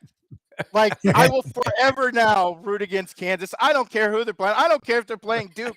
They're playing Duke on Monday night. I'll go get a rodent outfit and wear it for the game. There's just is a rat. One thing worse than Coach Ratface and Duke, and that's on the big board, rock, chalk, Ben Affleck. I'm sorry. If you're the people who run Kansas basketball, isn't it bad enough that you've had Kirk Heinrich and 5 real-life Ben Afflecks on your team? Did you have to let him use your team for the movie? Couldn't you have isolated it with some school like Northeastern or somebody who really needed the money and the publicity? Did you really need the pub that bad, Kansas? It's just absolutely inexcusable that Ben Affleck's stupid alcoholic fantasy where, I blew my scholarship because I drank myself into a stupor because my Southie daddy was too mean to me and didn't like basketball enough. I'm sorry, absolutely inexcusable behavior, Kansas. I'm sure Danny Manning cried himself to sleep the night that movie came out. Yeah, somehow you did it. And not only, and I guess, you can find an object of hatred and turn it incorporate it into any conversation. Somehow come out with the extrapolation that Kansas sucks due to Ben Affleck being in a movie wearing a Kansas uniform. Professor, always great stuff. We have Mark Lawrence coming up. Your picks then were, very Lawrencean. Take the dog in both games. Yep. And we wish you the best of luck. You've been crushing it through the whole tournament. And, of course, the big board, a giant hit here on the show. Thanks for joining us as always, and we'll talk to you again next week. Good luck over the weekend. You have a great one, Deef, and lock yourself in the room when you're in AC. Or more importantly, lock Mustang in the room. Yes, both of both. That's the key. I'd be betting horses anyway. I'll take my chances there. All right, Kevin. All right, the professor, ladies and gentlemen, Mark Lawrence is ready to go. Why don't we just go right to him here? Right to him. I'm ready. Good call. The big board was pretty extensive in its coverage of Go Final for yourself this week. From PlaybookSports.com, World Championship handicapper, and I would imagine a man that's been nailing it throughout the tournament also with all the upsets. The great Mark Lawrence joins us here on the program. Mark, how are you, my friend? I'm doing just terrific, Defo. I wish I had heard that dissertation before I did all my work on the Final Four rather than cutting to the chase and getting to the dogs, but that was a great observation. We were trying to figure, if you were going to pick a game for us here on the show, which one it would be, and we figured it had to be either Villanova or North Carolina, and I'm thinking it could be either or both. I don't know. Do you agree with the professor that the underdogs are extremely live? Because we, knowing nothing about college basketball going into the tournament, and still relatively nothing now that we've watched a few dozen games, thought that, well, geez, Villanova losing this Justin Moore kid was going to knock him out of this thing. And we saw a monstrous-looking Kansas team in the second half against Cinderella UM, who looked real good in the first half of that ball game. I don't know. Are the dogs the way to go in this one, Mark Lawrence? I know you're going to pick one of them. Well, where I'm going with this tournament is exactly where I went with the Super Bowl, Defo, and it's that what I bet to begin the tournament. Oh, okay. To cut down the nets, okay? We had in our playbook college basketball March Madness guide 8 elements that teams, if they check the box, have won this tournament 18 of the last 19 years. And 2 of these 4 teams checked those boxes this year. So they are both being Duke and looking at this matchup, Kansas. So Duke and Kansas to the final game. That's who I bet, okay, to begin the tournament, okay? So now I'm in a position where you must have been getting a little bit of a price on at least Duke, right? Were they like 12, 14 to 1, something like that? I got Duke at 15 to 1. I got Kansas at 13 to 1. 13 to 1 on Kansas, a number 1 seed. Nice, Mark Lawrence. They were the lowest of all 4 of the number 1 seeds, right? But the most value was there with Kansas. Wow. So you're sitting here on another score. I mean, how fantastic is this? Who's ever in a better position than you? I mean, you're like Boris Spassky when it comes to these guys. I mean, a chess master. Like the Queen's Gambit, huh? Yeah. It's great. Well, nonetheless, I will have a dog live on the opposite end of the game on Monday. So that dog would be in the same position the Cincinnati Bengals were in, right? Where you can, the favorite can win the game and not cover the spread. So it's a nice cushy position to be in. So I'm not going to tout either the dogs or the favorites in the Final Four matchups here. I'm just going to let them get there. But I think there's value in looking at it, the under in the Villanova-Kansas matchup in this basketball game. And what you've got here is in Villanova, you've got the team that arrived to the Final Four that has scored and allowed the fewest amount of points in this tournament. You've got 151 points for the over-under in the basketball game. And if you go back to 2006 in Final Four games, only 5 of them have played to more than 150 points for a total. I'll play the under in the Kansas-Villanova for an action play to watch the games here on Saturday. Okay. But I'll be cheering, as you know, obviously, for Duke and Kansas each to make the Final Four, each to make the championship game. How great is that? I mean, this happens on rare occasion. It happened to me once when Highline was popular here, where you had a playoff point and you had both teams. So it didn't matter who won the playoff point. So when, it looked like the fix was in and the guy underserved, on what would have been a critical point in terms of the payouts, I'm sitting there with both. I mean, and that could be easily your position going in at 13 or 14 to 1. So that's got to feel pretty good, Mark Lawrence. Now, hopefully your subscribers are following your advice. Do you find that they, in general, are inclined to go with you on these things? I would think yes, since they're paying money, to have access to all of this information and insight. Pretty much so. They would do that, but because I am not touting a position to the game Right. on Saturday, they're going to want to play. They're going to want some action, and I can hope I can steer them to the under as opposed to taking a side in the game. But as the professor said, and as I would normally do if we weren't talking about the Elite Eight elements or betting these games before the tournament began, when you've got two dogs of this caliber here, it would be very, very difficult for both of them not to get the money on Saturday. Yeah. Under in the Kansas-Villanova game, which, Villanova had 40 points. I guess the score was higher than I remembered it to be, but I'm watching it. It was painful to watch that game from a scoring standpoint in the chance to get to the Final Four during the Elite Eight. All right. Let's the odds that Gisele Bündchen had nothing to do with Bruce Arians stepping aside are what? Is that in the database of playbooksports.com? What do you think there? Well, coincidence that he retires as or he moves upstairs to become what? A football consultant? What does that guy do? He hands a hot dog to the owner in the executive suite and says, "Yeah, I think we're going to win this one." But what do you think? I mean, there was something else in play there, was there not? Tom Brady coming out of retirement, Arians immediately stepping down. There was, and I went off of it on our coffee club this morning, and oh, nice. Basically, what my observation is that the National Football League, in its Rooney Rule ways today, they satisfied another black minority hire, and when they kick Bruce Arians upstairs, they give him the label of being. I heard an interview with Todd Bowles yesterday. They don't even know what Bruce Arians is going to be doing. Oh, the really? organization doesn't even know what Bruce Arians is going to be doing. He's going to be hanging out trying to hitch a ride to the stadium on Dale Mabry, and nobody's going to care to pick him up. I mean, that's and the National Football League is paying the freight. They've admitted that they're kicking money into the coffer to hire more black offensive coordinators, minority coordinators, and they're doing the same thing with this hire here. It's as plain as it is reading the newspaper. So they can say what they want to say. That was just purely, I think, to satisfy the Rooney Rule. Everybody behind that and doing just that. So now we have two new hires this year, both former ex-National Football League coaches who were stone losers in Lovie Smith and Todd Bowles. Now Todd Bowles is going to take over the charges for Tampa Bay with Tom Brady.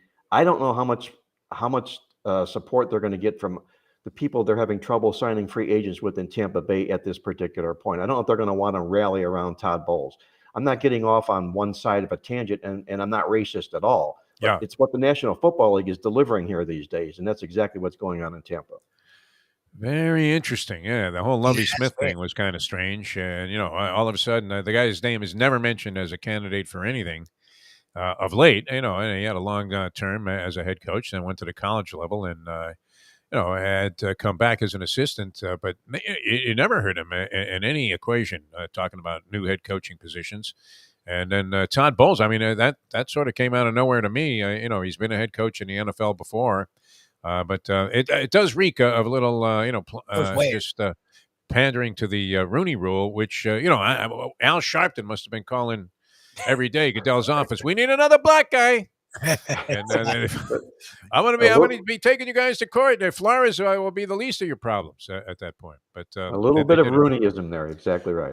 No. Will that influence your opinion? I mean, in betting games, I mean, is Todd Bowles that big of a drop off? Do we know that? I mean, he had lousy teams before, right? Yes, he did. So is that a fair barometer of whether or not he can coach what figures to be a very good team and a team that'll be a huge factor once again in the NFC? He was here for a cup of coffee with Miami as an interim coach, and then he went to the New York Jets and really didn't have a whole lot to work with there. Yeah, right. How do you succeed there? You can't. They've buried everybody since Weeb Eubank went to his grave. So what I'll do is I'll assess what happens in the offseason with free agent signings and how they do in the draft. But as of right now, I wouldn't touch Tampa Bay with a 10-foot pole. All right, now what do you zero in on next at playbooksports.com? Yeah, you have the tournament coming to an end. NBA, I would imagine. Do you get into pucks? Well, I do follow hockey as a fan. I'm a Panthers season ticket holder, so I love the action, and we've got a really, really nice team here this year. But as I told Lubie, I'm going to be working on the Playbook Football Preview Guide magazine from now until it goes on sale on newsstands July 13th. So it's a lot of football work in the upcoming off season here for me right now. So I'll do that, and maybe afterwards sit back, maybe go to Hollywood Beach spend a little bit of time down there, and then get ready for the football season. Nice. All right, because we want to put you in on a prop bet, just on the benefactor end of this, and invite you to a dinner and get your opinion. Mayo, who's coming up next, is a gambling gourmet. Mike Mayo has bet us a dinner at Runway 84. Anthony's Runway 84, very fine establishment. Yeah, but I mean, it can't get a little pricey there if you got like 4 or 6 guys. So he says that the Panthers will not win a single playoff series this year and continue their trend of not one. They won't get out of the first round, and if they get out of the first round, then he's paying for dinner, and we want to invite you along because I think we have. It's going to really line up like the Last Supper for Mayo, anyway. I don't think it'll be the Last Supper that he pays for in a long time. That's for sure. Would you like to come to that? And do you believe that we will win that bet? If you like mussels, you'll love Runway 84. You know that you've been there, Defo. They serve that first. Slap them right on the table, and I love them. Exactly right. So let me know what happens, and I'd love to join you guys at Runway 84. I'll bring my earplugs. It's awfully loud in there, but the food is delicious. You think Mayo's going down on this one, or are we going to have to? I mean, if we have to pay, then it's only Lubie, me, and Mayo. Well, it would be one of the biggest choke jobs in the NHL this year because they may be the best team in the National Hockey League, at least talent-wise on this team. So I'd be stunned. I'd be absolutely stunned if that happens, and I would fully expect you to be at the round table at Runway 84 soon. What's the place? Is it called Amscott, where you go get $100 to $1,000 with no credit check? I think Mayo's going to be heading over there. Give an advance right around round 2 when they dropped a puck there for that second round of the playoffs. Mark, always a pleasure. Mark Lawrence, PlaybookSports.com, says the under in the Kansas game against Villanova looks like a play over the weekend. I'll be in Atlantic City plunging away on that on a Kiss of Death run that I'm going to go on, returning to the scene of the crime, Mark Lawrence. On the lure of a jackpot drawing for $50,000, the Mustang, who hit a jackpot for like 11 dimes, now going back to Atlantic City to put her name in the barrel, but it also involves 48 hours of straight gambling. So what do you think? It's going to cost me about 3 dimes at 11? Exactly. I'll give you a piece of advice when you go there. It's like my wife told me, when you do podcasts or shows like yours, wear your glasses because it makes you look smarter, which is good. But what she didn't tell me is I have to get a stronger prescription. So when you do that, when you go to Atlantic City, wear your glasses, you'll come across look like intelligent man in obviously when you're going to rake out all the money from Atlantic City. No, I'm going to look like a fool, but I'll be at the Borgata punching horses, so that's the same routine I would have on Saturday anyway. Mark, always a pleasure, my friend. Thanks so much for joining us here. Always appreciate you coming on the show. My pleasure as always, guys. Be well, stay safe, enjoy the summer, and hopefully we'll see what happens at Runway 84. Good luck to you guys. Yes. All right, yeah, we'll be seeing you there early May. Early May for the Mayo thing? Yeah. They're remodeling, so he has to come through. You notice how the little weasel Mayo tried to, change the venue because we were inviting a few people, which he suggested we do. I don't know that he thought we were going to invite like 20 more people. I don't think he figured that anyone we know. I'm going to take out an insurance policy if I'm Mayo. Remember, we would have to pay either way. He's going to have to bet like $1 zillion on the Panthers in that first series, right? And this way he wins. I know, but that would be hedging against himself. It wouldn't make sense. He would have to put up a fortune to benefit from that. All right, Mike Mayo, the Gambling Gourmet, going to join us next year, and we'll take you somewhere around 9 o'clock here this morning on the East Coast, a Degenerate Friday. Jeff Deforrest, Mike Lubie, Lubitz, the Defo Show on a Degenerate Friday, brought to you by the great people at Hialeah Park and Jimmy Johnson's Big Chill, mile marker 104, Key Largo. Great place to relax over the weekend and watch the semifinals there. And why not just extend the stay a little bit and hang out there for the Monday night finale. That begins so late, though, you would almost have to make plans like to stay another day. All right, we're coming back with the Gambling Gourmet. Mike Mayo, he has a food angle on the handicapping, although it's a real rough spot here because you're talking, Chapel Hill and Raleigh? Yeah, I don't know if they're different cities. I'm actually curious. He's traveled enough where I'm curious how he delineates between the two. He has an opinion on that. He does. I've explored it with him on his radio show, The Lunchbox. All right, back with that in a moment. Now that. The time. It's 8:44. Poker is your game. You're covered in style. And you can play all your favorite Vegas-style games, including blackjack, craps, and roulette in Hialeah Park's sizzling hot casino. Get a player's card when you walk through the door for all kinds of generous amenities, including our favorite, free play, when you come out to the ultimate casino and entertainment destination, Hialeah Park. These days, we're all looking for comfort anywhere we can find it. Thank goodness for Landlubbers Raw Bar and Grill in the Plantation location, because they are making sure you are as comfortable as possible. You're going to have the best wings in the world. You're going to have a great burger. You're going to have their amazing soups. Again, Landlubbers Raw Bar and Grill. It's nice and easy. Just go to landlubbersbarandgrill.com for both your pickup and free delivery. Thank goodness for Landlubbers for making you always feel right at home. Catholic Health Services is committed to care that changes as your needs do. Our full continuum of services is designed to be there throughout your care journey. If you need assistance with daily living, post-acute care following a serious health event, or additional medical care at home, we also offer skilled nursing and palliative and hospice care. Your care needs may change, but our commitment never does. Catholic Health Services, South Florida's #1 choice for post-acute and end-of-life care. Visit CatholicHealthServices.org. All right, welcome back to the show. This gentleman become a big hit on the program because he's an expert in two things that we all love. Probably live without the sports. We can't live without the food. And nobody better to talk about either or both of those things with than the great Mike Mayo, the gambling gourmet. Hope you're going to abstain from betting anything on a preseason. I would rather bet on rhythmic gymnastics at the Olympics than a preseason NFL game. And that's my closing. Banking on that French judge, yeah. Well, I can't believe she saw it that way. She gave him a 2.8. Everybody else had him in the 7th. From South Florida to the entire world, thank you to the iHeartRadio app. Here is Defo, joined by Lubie, on The Defo Show. I hope it was okay with you, Mike Mayo, as we welcome you back to The Defo Show here on Ion Channel. Jeff Deforrest, Mike Lubie, Lubitz, and I plan on not eating for a few days before that date at Runway 84 when the Panthers, just roll through the first round of the playoffs, maybe even, going 4-0 and sweeping. And I'll have. Will you bring a broom to Runway 84, Lubie? When Mike Mayo picks up the check, we'll just sweep that thing up and hand it right to him. How are you, Mike Mayo, the gambling gourmet?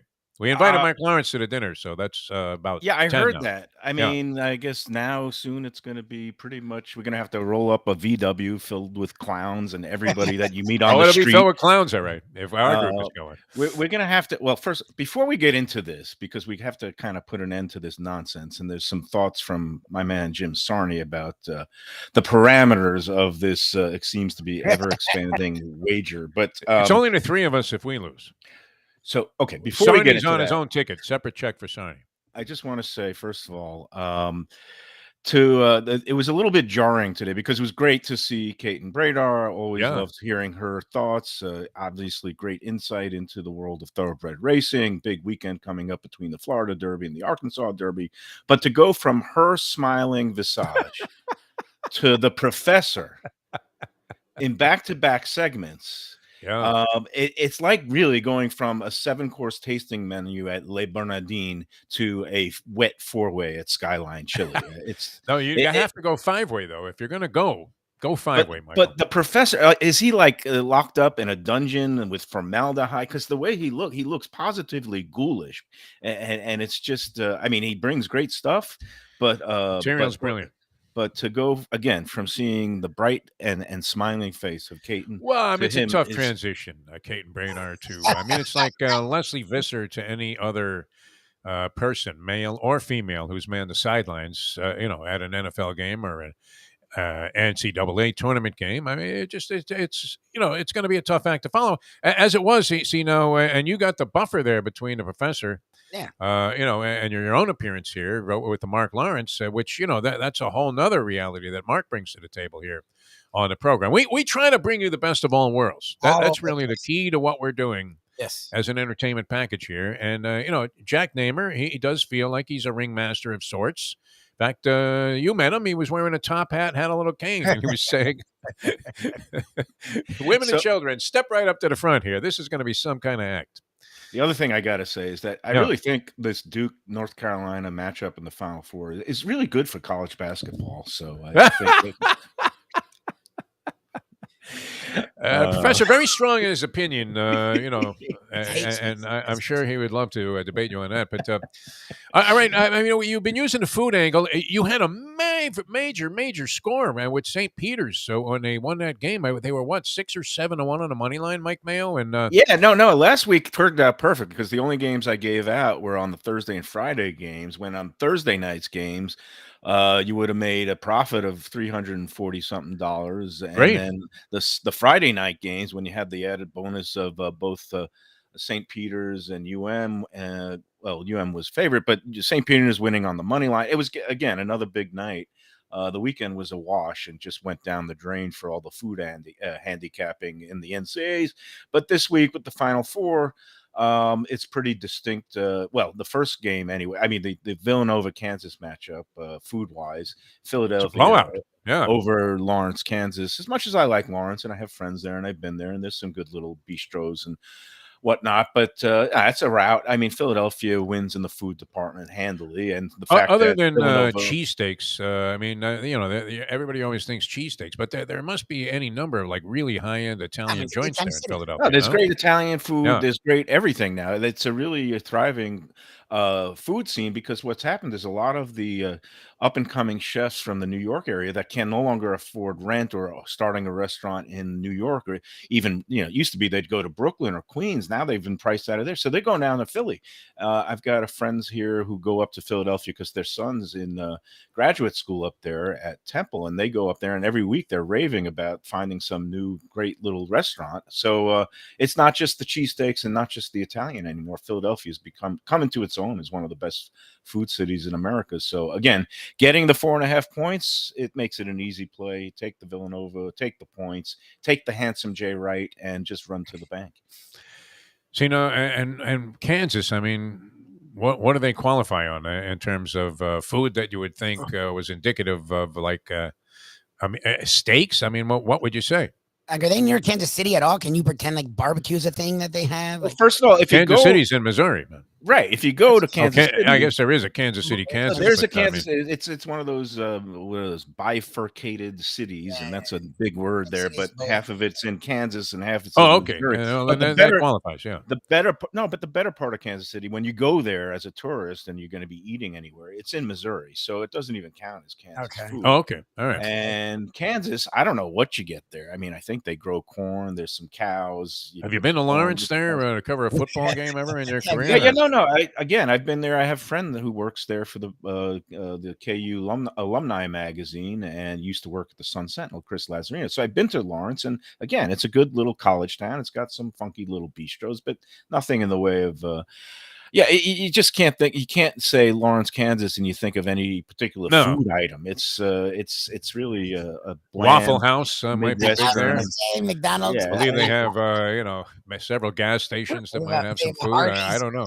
And the Jayhawks. Arby's is big. Arby's. They missed the has more than 2 cars at the drive-through, which is rare. Arby's has 5 cars. Nothing of distinction. So again, that game's in the rear view. All right, so that's it dovetails perfectly with. I always think Kansas is a choke job, and I thought they were going to choke against UM. It proved me a little bit wrong in that game. They smoked them, but we'll see. Hopefully, Nova will make Kansas fall on its beaks this week. And where do you weigh in on the Jayhawks Bill Self? have beaks? I don't even know what a Jayhawk is. What's that? The Bill Self hairpiece issue. Where do you weigh in on that? Piece or no piece? It's a piece, and it's a piece. Okay. Wow. He'll fling it at the ref, and maybe if my prediction doesn't come true and they make it to the finals and they end up losing to Duke in the preordained rat face coronation, then he will fling his hairpiece. I really hope that happens. Nance. I want that at Nance, yeah, hit him right in the face. Wow. And Jim Nance, when the hairpiece hits Nance, he'll say, "Hello, my friend," with a bunch of hair in his mouth, which is not necessarily an image that you necessarily picture Jim Nance in other circumstances. Let's go to the rat hole. Now, what kind of odds could you get on that though? See, eventually you'll be able to bet everything. Okay. Either on DraftKings or FanDuel or one of these sources. And so you might be able to create your own prop bets where you say, okay, so Ratface is going to win the game on just an onerous call from the referees. I mean, worse than the Argentine tango takedown was with the stewards at Gulfstream Park that year, several years back, which buried the Polyman for many more years after that. And then, and Self takes the hairpiece off, fires it into the crowd, and hits Nance in the face. Now, if you parlayed all those circumstances, what kind of price could you get? Because you will be able to bet that sometime in the future. Maybe not this year. You probably Something get like the that. same price as you and Mustang actually coming home with any money after this dubious jackpot drawing. Suicide watch. I'm calling suicide hotlines right now, and I'm sorry to take up the time from people that are really considering it, but how am I not a candidate, for just a pure self-sabotaging suicide mission? It's going crazy back to to me. Atlantic City with the Mustang. Have we ascertained the proper odds of how many people are actually involved in this drawing? Did You had a big number. I said 2,000 to 1. I said there's at least 2,000 jackpot winners over the first 3 months of. But that's narrows it down, though, from 3 properties. But there are 7 properties drawings, and so that makes it like a 300 to 1 prop. Would you play into that? For a piece of 50 grand, let's say it's 10. What's wrong with coming back with another dime? If your last name was Krzyzewski, I would put you at even money of winning a jackpot. Exactly. But right now, I don't know. So I don't know. I mean, the chances of Mustang hitting on the slot machines again, we'd have to think are Blutarsky-esque, no? Right. 0 So, points. and she's going to step it up because she figures she was a big winner last time. Yes, So, she like would when I more. hand her 500 for the trip, she's going to look at me like, the scene in Goodfellas when Ray Liotta looked at Paul Sorvino and said, "What? 3,200 for a lifetime? Are you kidding me?" I was the big winner last time. I was the one who won. You're going to get a Jada Pinkett Smith look if you're going to just give her 500. That's Eyes it. rolling, everything. Yep. Yeah, I'm going to slap the casino host and make sure they never offer us free rooms or any accommodations or amenities again. Never, man. Hey, I don't even want a free drink. Before I forget, and before we get into the rat face versus whatever the tar holes matchup, we just have to go back to the parameters of this Panthers first round bet, because Jim Sarney was saying that really it should just be a one-on-one, considering the cost of the meal involved. I mean, I know you were nice enough to take Lubie and me and Sarney, but that was Skyline Chili, Chili. Right? Where the total tab would equal basically one person without alcohol at Runway 84. No, we can't put you on the hook for thousands. So what Sarney was saying is that the bet should just be me versus you at Runway 84, and anybody else pays their own way. More than merrier. Anybody wants to come. I mean, I got to buy Lubie's dinner if I lose. That seems entirely reasonable. I'll buy Lubie's dinner if you lose. Also, I am willing, as a good sport, to buy Lubie's dinner, and you should be willing to do the same. So Lubie is the sure thing. Lubie will get a free meal no matter what. I believe he gets a pass. Yeah. So Lubie will get a free meal because that's playing. No, we can't invite like 20 people on your ticket. We're just kind of I know it's trying all to make the circumstances even more prohibitive than they are. Because, otherwise, it would have had to be the change in venue, last minute change in venue, if we want to bring along the professor and Marianne and Gilligan and Mark Lawrence and Leslie Carlos Visser wants Frias in. and Leslie Visser. We will do it. You don't think Jack wants to come and Amy and the people from at the Wawa or Skyline closest to you, and that would be great. All right, that's fair. That's fair. No, that's a good proposition. I don't want you going into this game, this first series. Plus, I mean, Michael, I don't want you rooting too hard against the Panthers. They need to win one, please. We need to win one here in South Florida. We have a great team. They're number one in the East by far. I mean, points, many points ahead of Tampa Bay, a dynamite two-time defending Stanley Cup champion. You got to remember, we don't know who the first round opponent yet is, and depending on the food angle, it could be something. I might go 2-0 and invite 3 more. Miami people. Is strong. Are you kidding me? I mean, it's strong. You read that article by Carlos in the Miami Herald talking about like his favorite spots in the old 305, and you and I both know we discuss it every day on your Odyssey radio app show there on WWNN, which is only for winners. Winners Broward County. I mean, you can't even begin. We could talk for hours and hours and not even cover like the smallest of spectrums of Broward County restaurants that all are very, very good. It's a very strong food scene, but again, we Yeah. don't know who they're going to be playing in the first round. What happens if you line up against? I know Sarni was saying that there's a lot of good teams in the in the conference, whatever they call them now. Is it they still have the names? I'm not sure. They don't have the Norris and the Boris or any of that. Campbell, or is it East and West? But East he and was West saying Conference, the division. he was saying that in the East there's not going to be many weak teams in terms of so they could land a tough first round opponent like they did last year with ended up getting Tampa Bay and dream on, man. That worked out. Well, all right. You're buying, man. If it's Lubie and me only, that's fine. All it'll take is if Sergei Bobrovsky gets one of these stomach viruses like I've been nursing the last 3 days. But you look better. That's it. Yeah. Well, yeah. Look, I've lost 7 pounds. I've been, okay. it's the great. You're getting back to your fighting weight, which is good. And it's like I said, we're going to be really hungry when we get to runway 84. Lubie and I are not going to eat for 48 hours. I'm really hungry now because I haven't been able to put down solid food since for really? 3 days now. I couldn't even. Last night I thought I got a little soup with noodles in.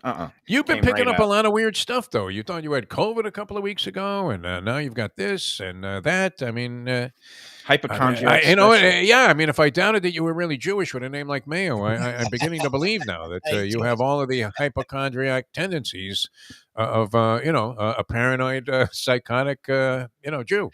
Well, this is real though. This was a real stomach bug. I mean, at least the weight loss is real, so I'll take that, even if it's in my head. So, all right, let's go to the all right. other Let's go game. Duke Carolina. Now, this is a tough one, but you with your expertise in the culinary world, were kind of able to split, the decision a little bit. No, Chapel Hill Are they that close to each and other? Raleigh.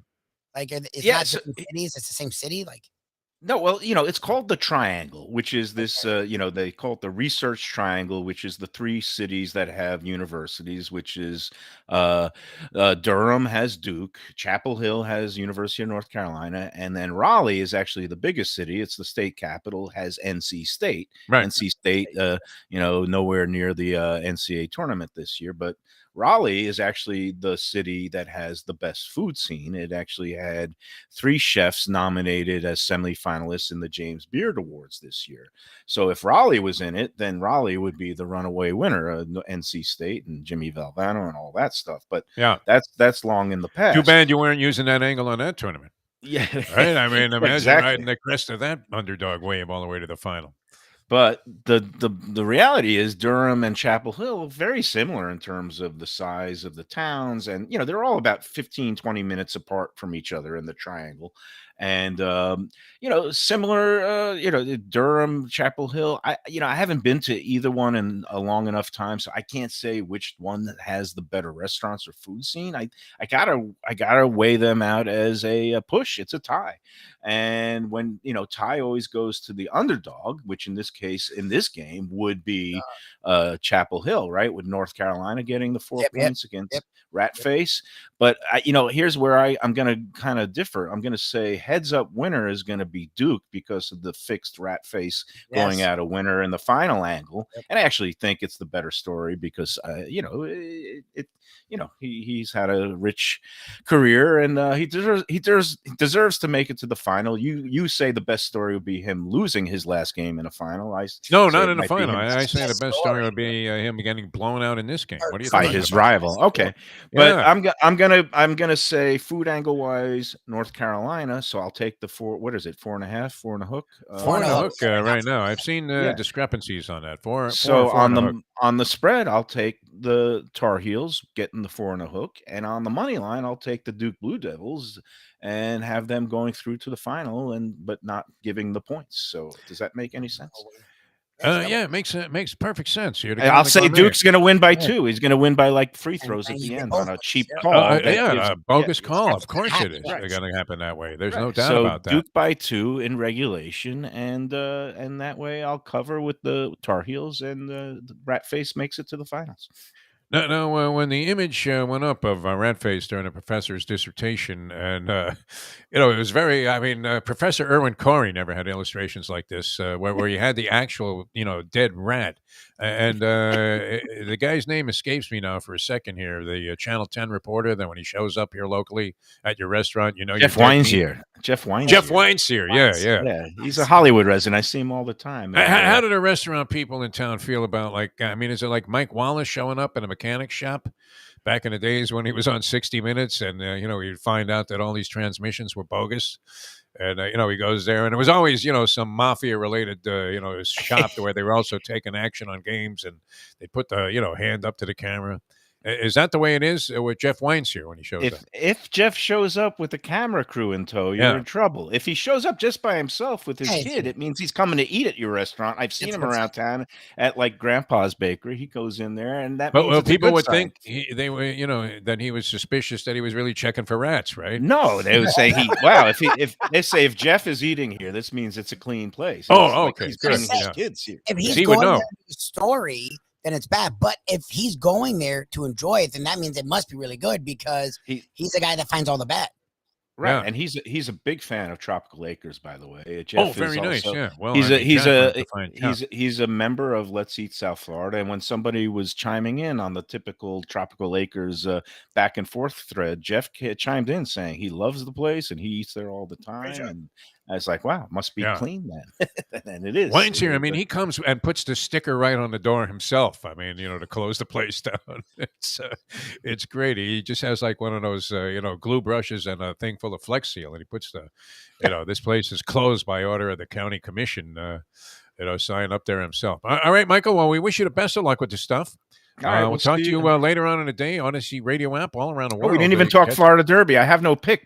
The thing is, before handicapping the race, we have to handicap the weather people because they're saying we're going to get a ton of rain like tonight and tomorrow might be really nasty all during the day, and there might be severe storms moving throughout the afternoon. So I don't know. Do you trust the weathermen because they can be wrong half the time? So it's like we want to book their action. First, we got to handicap whether they're going to be right or wrong, and we don't even know if it's going to be a sloppy track or not. And I heard you talking with Kate, and we're going to talk more about the Florida Derby during the lunchbox. Oh, you're going to give out your pick finally, your secret selection? I don't have one yet. I mean, on that show. Yeah, because I got to start handicapping from mud because if it's a sloppy track, it could change everything. I did like what she said about Captain because as soon as I saw that Rosario was on this 20-1 shot, I said, "What's going on?" So it might be, I might do. I don't know. I got to look at it. We got to see what the mud numbers look like because it might be a sloppy track. All right. Mike Mayo, he's a man of his word and a man of great honor. And now not a man who's on the hook for a couple of dimes at Runway 84 when he pays off on that. I'll buy a bottle of wine. How about that? Besides your dinner and Lubie's dinner, he'll get a bottle. You're going to toss a bottle of wine too? All right, very nice. Very nice. Now I'm bringing it back up, so it'll be a couple of dimes. All right, we'll see what happens. A couple of sticks. All right, we'll see you later on in the day. Mike Mayo, the Gambling Gourmet, ladies and gentlemen. The food angle was very, very profitable. I think it was strong. It's been strong so far. Yeah. Last week on the tournament, he hit St. Peter's in that first game. They were 6 or 7 to 1 on the money line, and the mythical 100 and 100 money line 100 with the points. So you got 7 to 1 on that. You made $800 in that game, which would have paid for the total layout of all of the bets.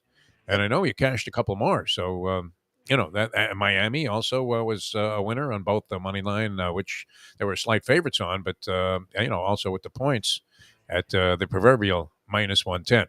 All right, I'm not retiring. I want to clarify that. If you just tuned in the beginning of the show, this is not my last show, or at least so I hope. In fact, we're hoping this is going to be an uplifting experience, like it was for us today to conduct this program, Degenerate Friday, and this is just a new beginning, people. Yes. A new beginning. I pray that it really turns out that way, Lubie. This is a new beginning. You're not the only one. It's not the end. I can assure you. We're now being translated into Spanish, Jack tells me. Hola. And I'm not sure if that means that there is a Spanish dubbing over what we say and that the show now looks like a kung fu movie in Spain. That must work. Right? Where the mouth and the voice track are slightly off and they're not quite in sync. You get that sometimes with these links, right? Yes. Where, like Gurgles will start talking, his mouth is moving, and you're going, hey, there's nothing coming out there. It must be, hey, somebody fix the sound. Brad, where are you? Unbelievable. All right, a lot of fun being with you all week long, and happy April Fool's Day, everybody. Go play a joke on somebody. and hope that they have a sense of humor. Not like, I mean, do we have to is Will Smith now going to be the punchline of virtually every joke that concerns somebody that just doesn't get it, right? Probably. Oh, yeah, for sure. Or at least And for is so little inflated with their own feeling of self-importance that they feel they have to go up and smack a guy for making a joke, right? Turn your back on a guy, like Sorvino said. Now I got to turn my back on you. That's fine, right? You're insulted. You don't like the guy. You don't like the tone of his conversation. You have people like that in your life, right, Louie? Negative, negative, negative, negative. Just nag, nag, nag, nag, nag. And you're thinking, just get out of here, right? I got to go. All right, which we have to, too. So we'll catch you later on. You can also catch segments of the show on 5 Reasons Sports Network. Scoop Skolnick's fine organization, doing very well with like local people tuning in there here in the South Florida area. And that should be more popular around the world as well, the 5 Reasons Sports Network. But basically, essentially has a fan base that's here, where... South Florida fan focus. I mean, you can be a South Florida fan anywhere. You don't. Yeah.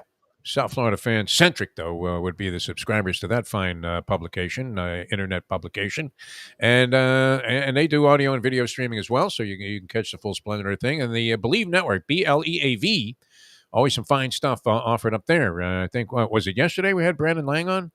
I believe so. Handicapping the games, but he was playing golf while he was on the show. Which I'm assuming talk about old school and an old schlep. I'm assuming he's got the cell phone here, while he's playing, going, "Yes, dear, yeah, I'm still at work." Right, and then she says, "Well, what's that sound?" As she hears the whoosh, and then the second thwack when your ball hits a tree because you're lying through your teeth. Right. Was always, what always gave it away for me whenever I was, telling a wife I was somewhere or a girlfriend that I was somewhere that I actually wasn't. It was the call to the post in the background, right? Oh, yeah, exactly. That's when you'd call them right when they're... She's like, I can't believe how hard they're making you work, honey. And then just as she's about to say, I love you, you hear... And she's like, where? I don't even want to say it. They know where they've gone through the show without cursing. They know where the hell you are. All right. We have to run. We'll see you guys on Monday. I'm not retiring. Lubie might be, ready to hang it up, but I am not ready yet. I'm here. It's just a new beginning, people. We'll see you next time as we leave you now that. The time. Thanks to Hialeah, Jimmy Johnson's Big Chill, all our fine sponsors. It's 9/11. Let's go to eat a damn snack. Look what the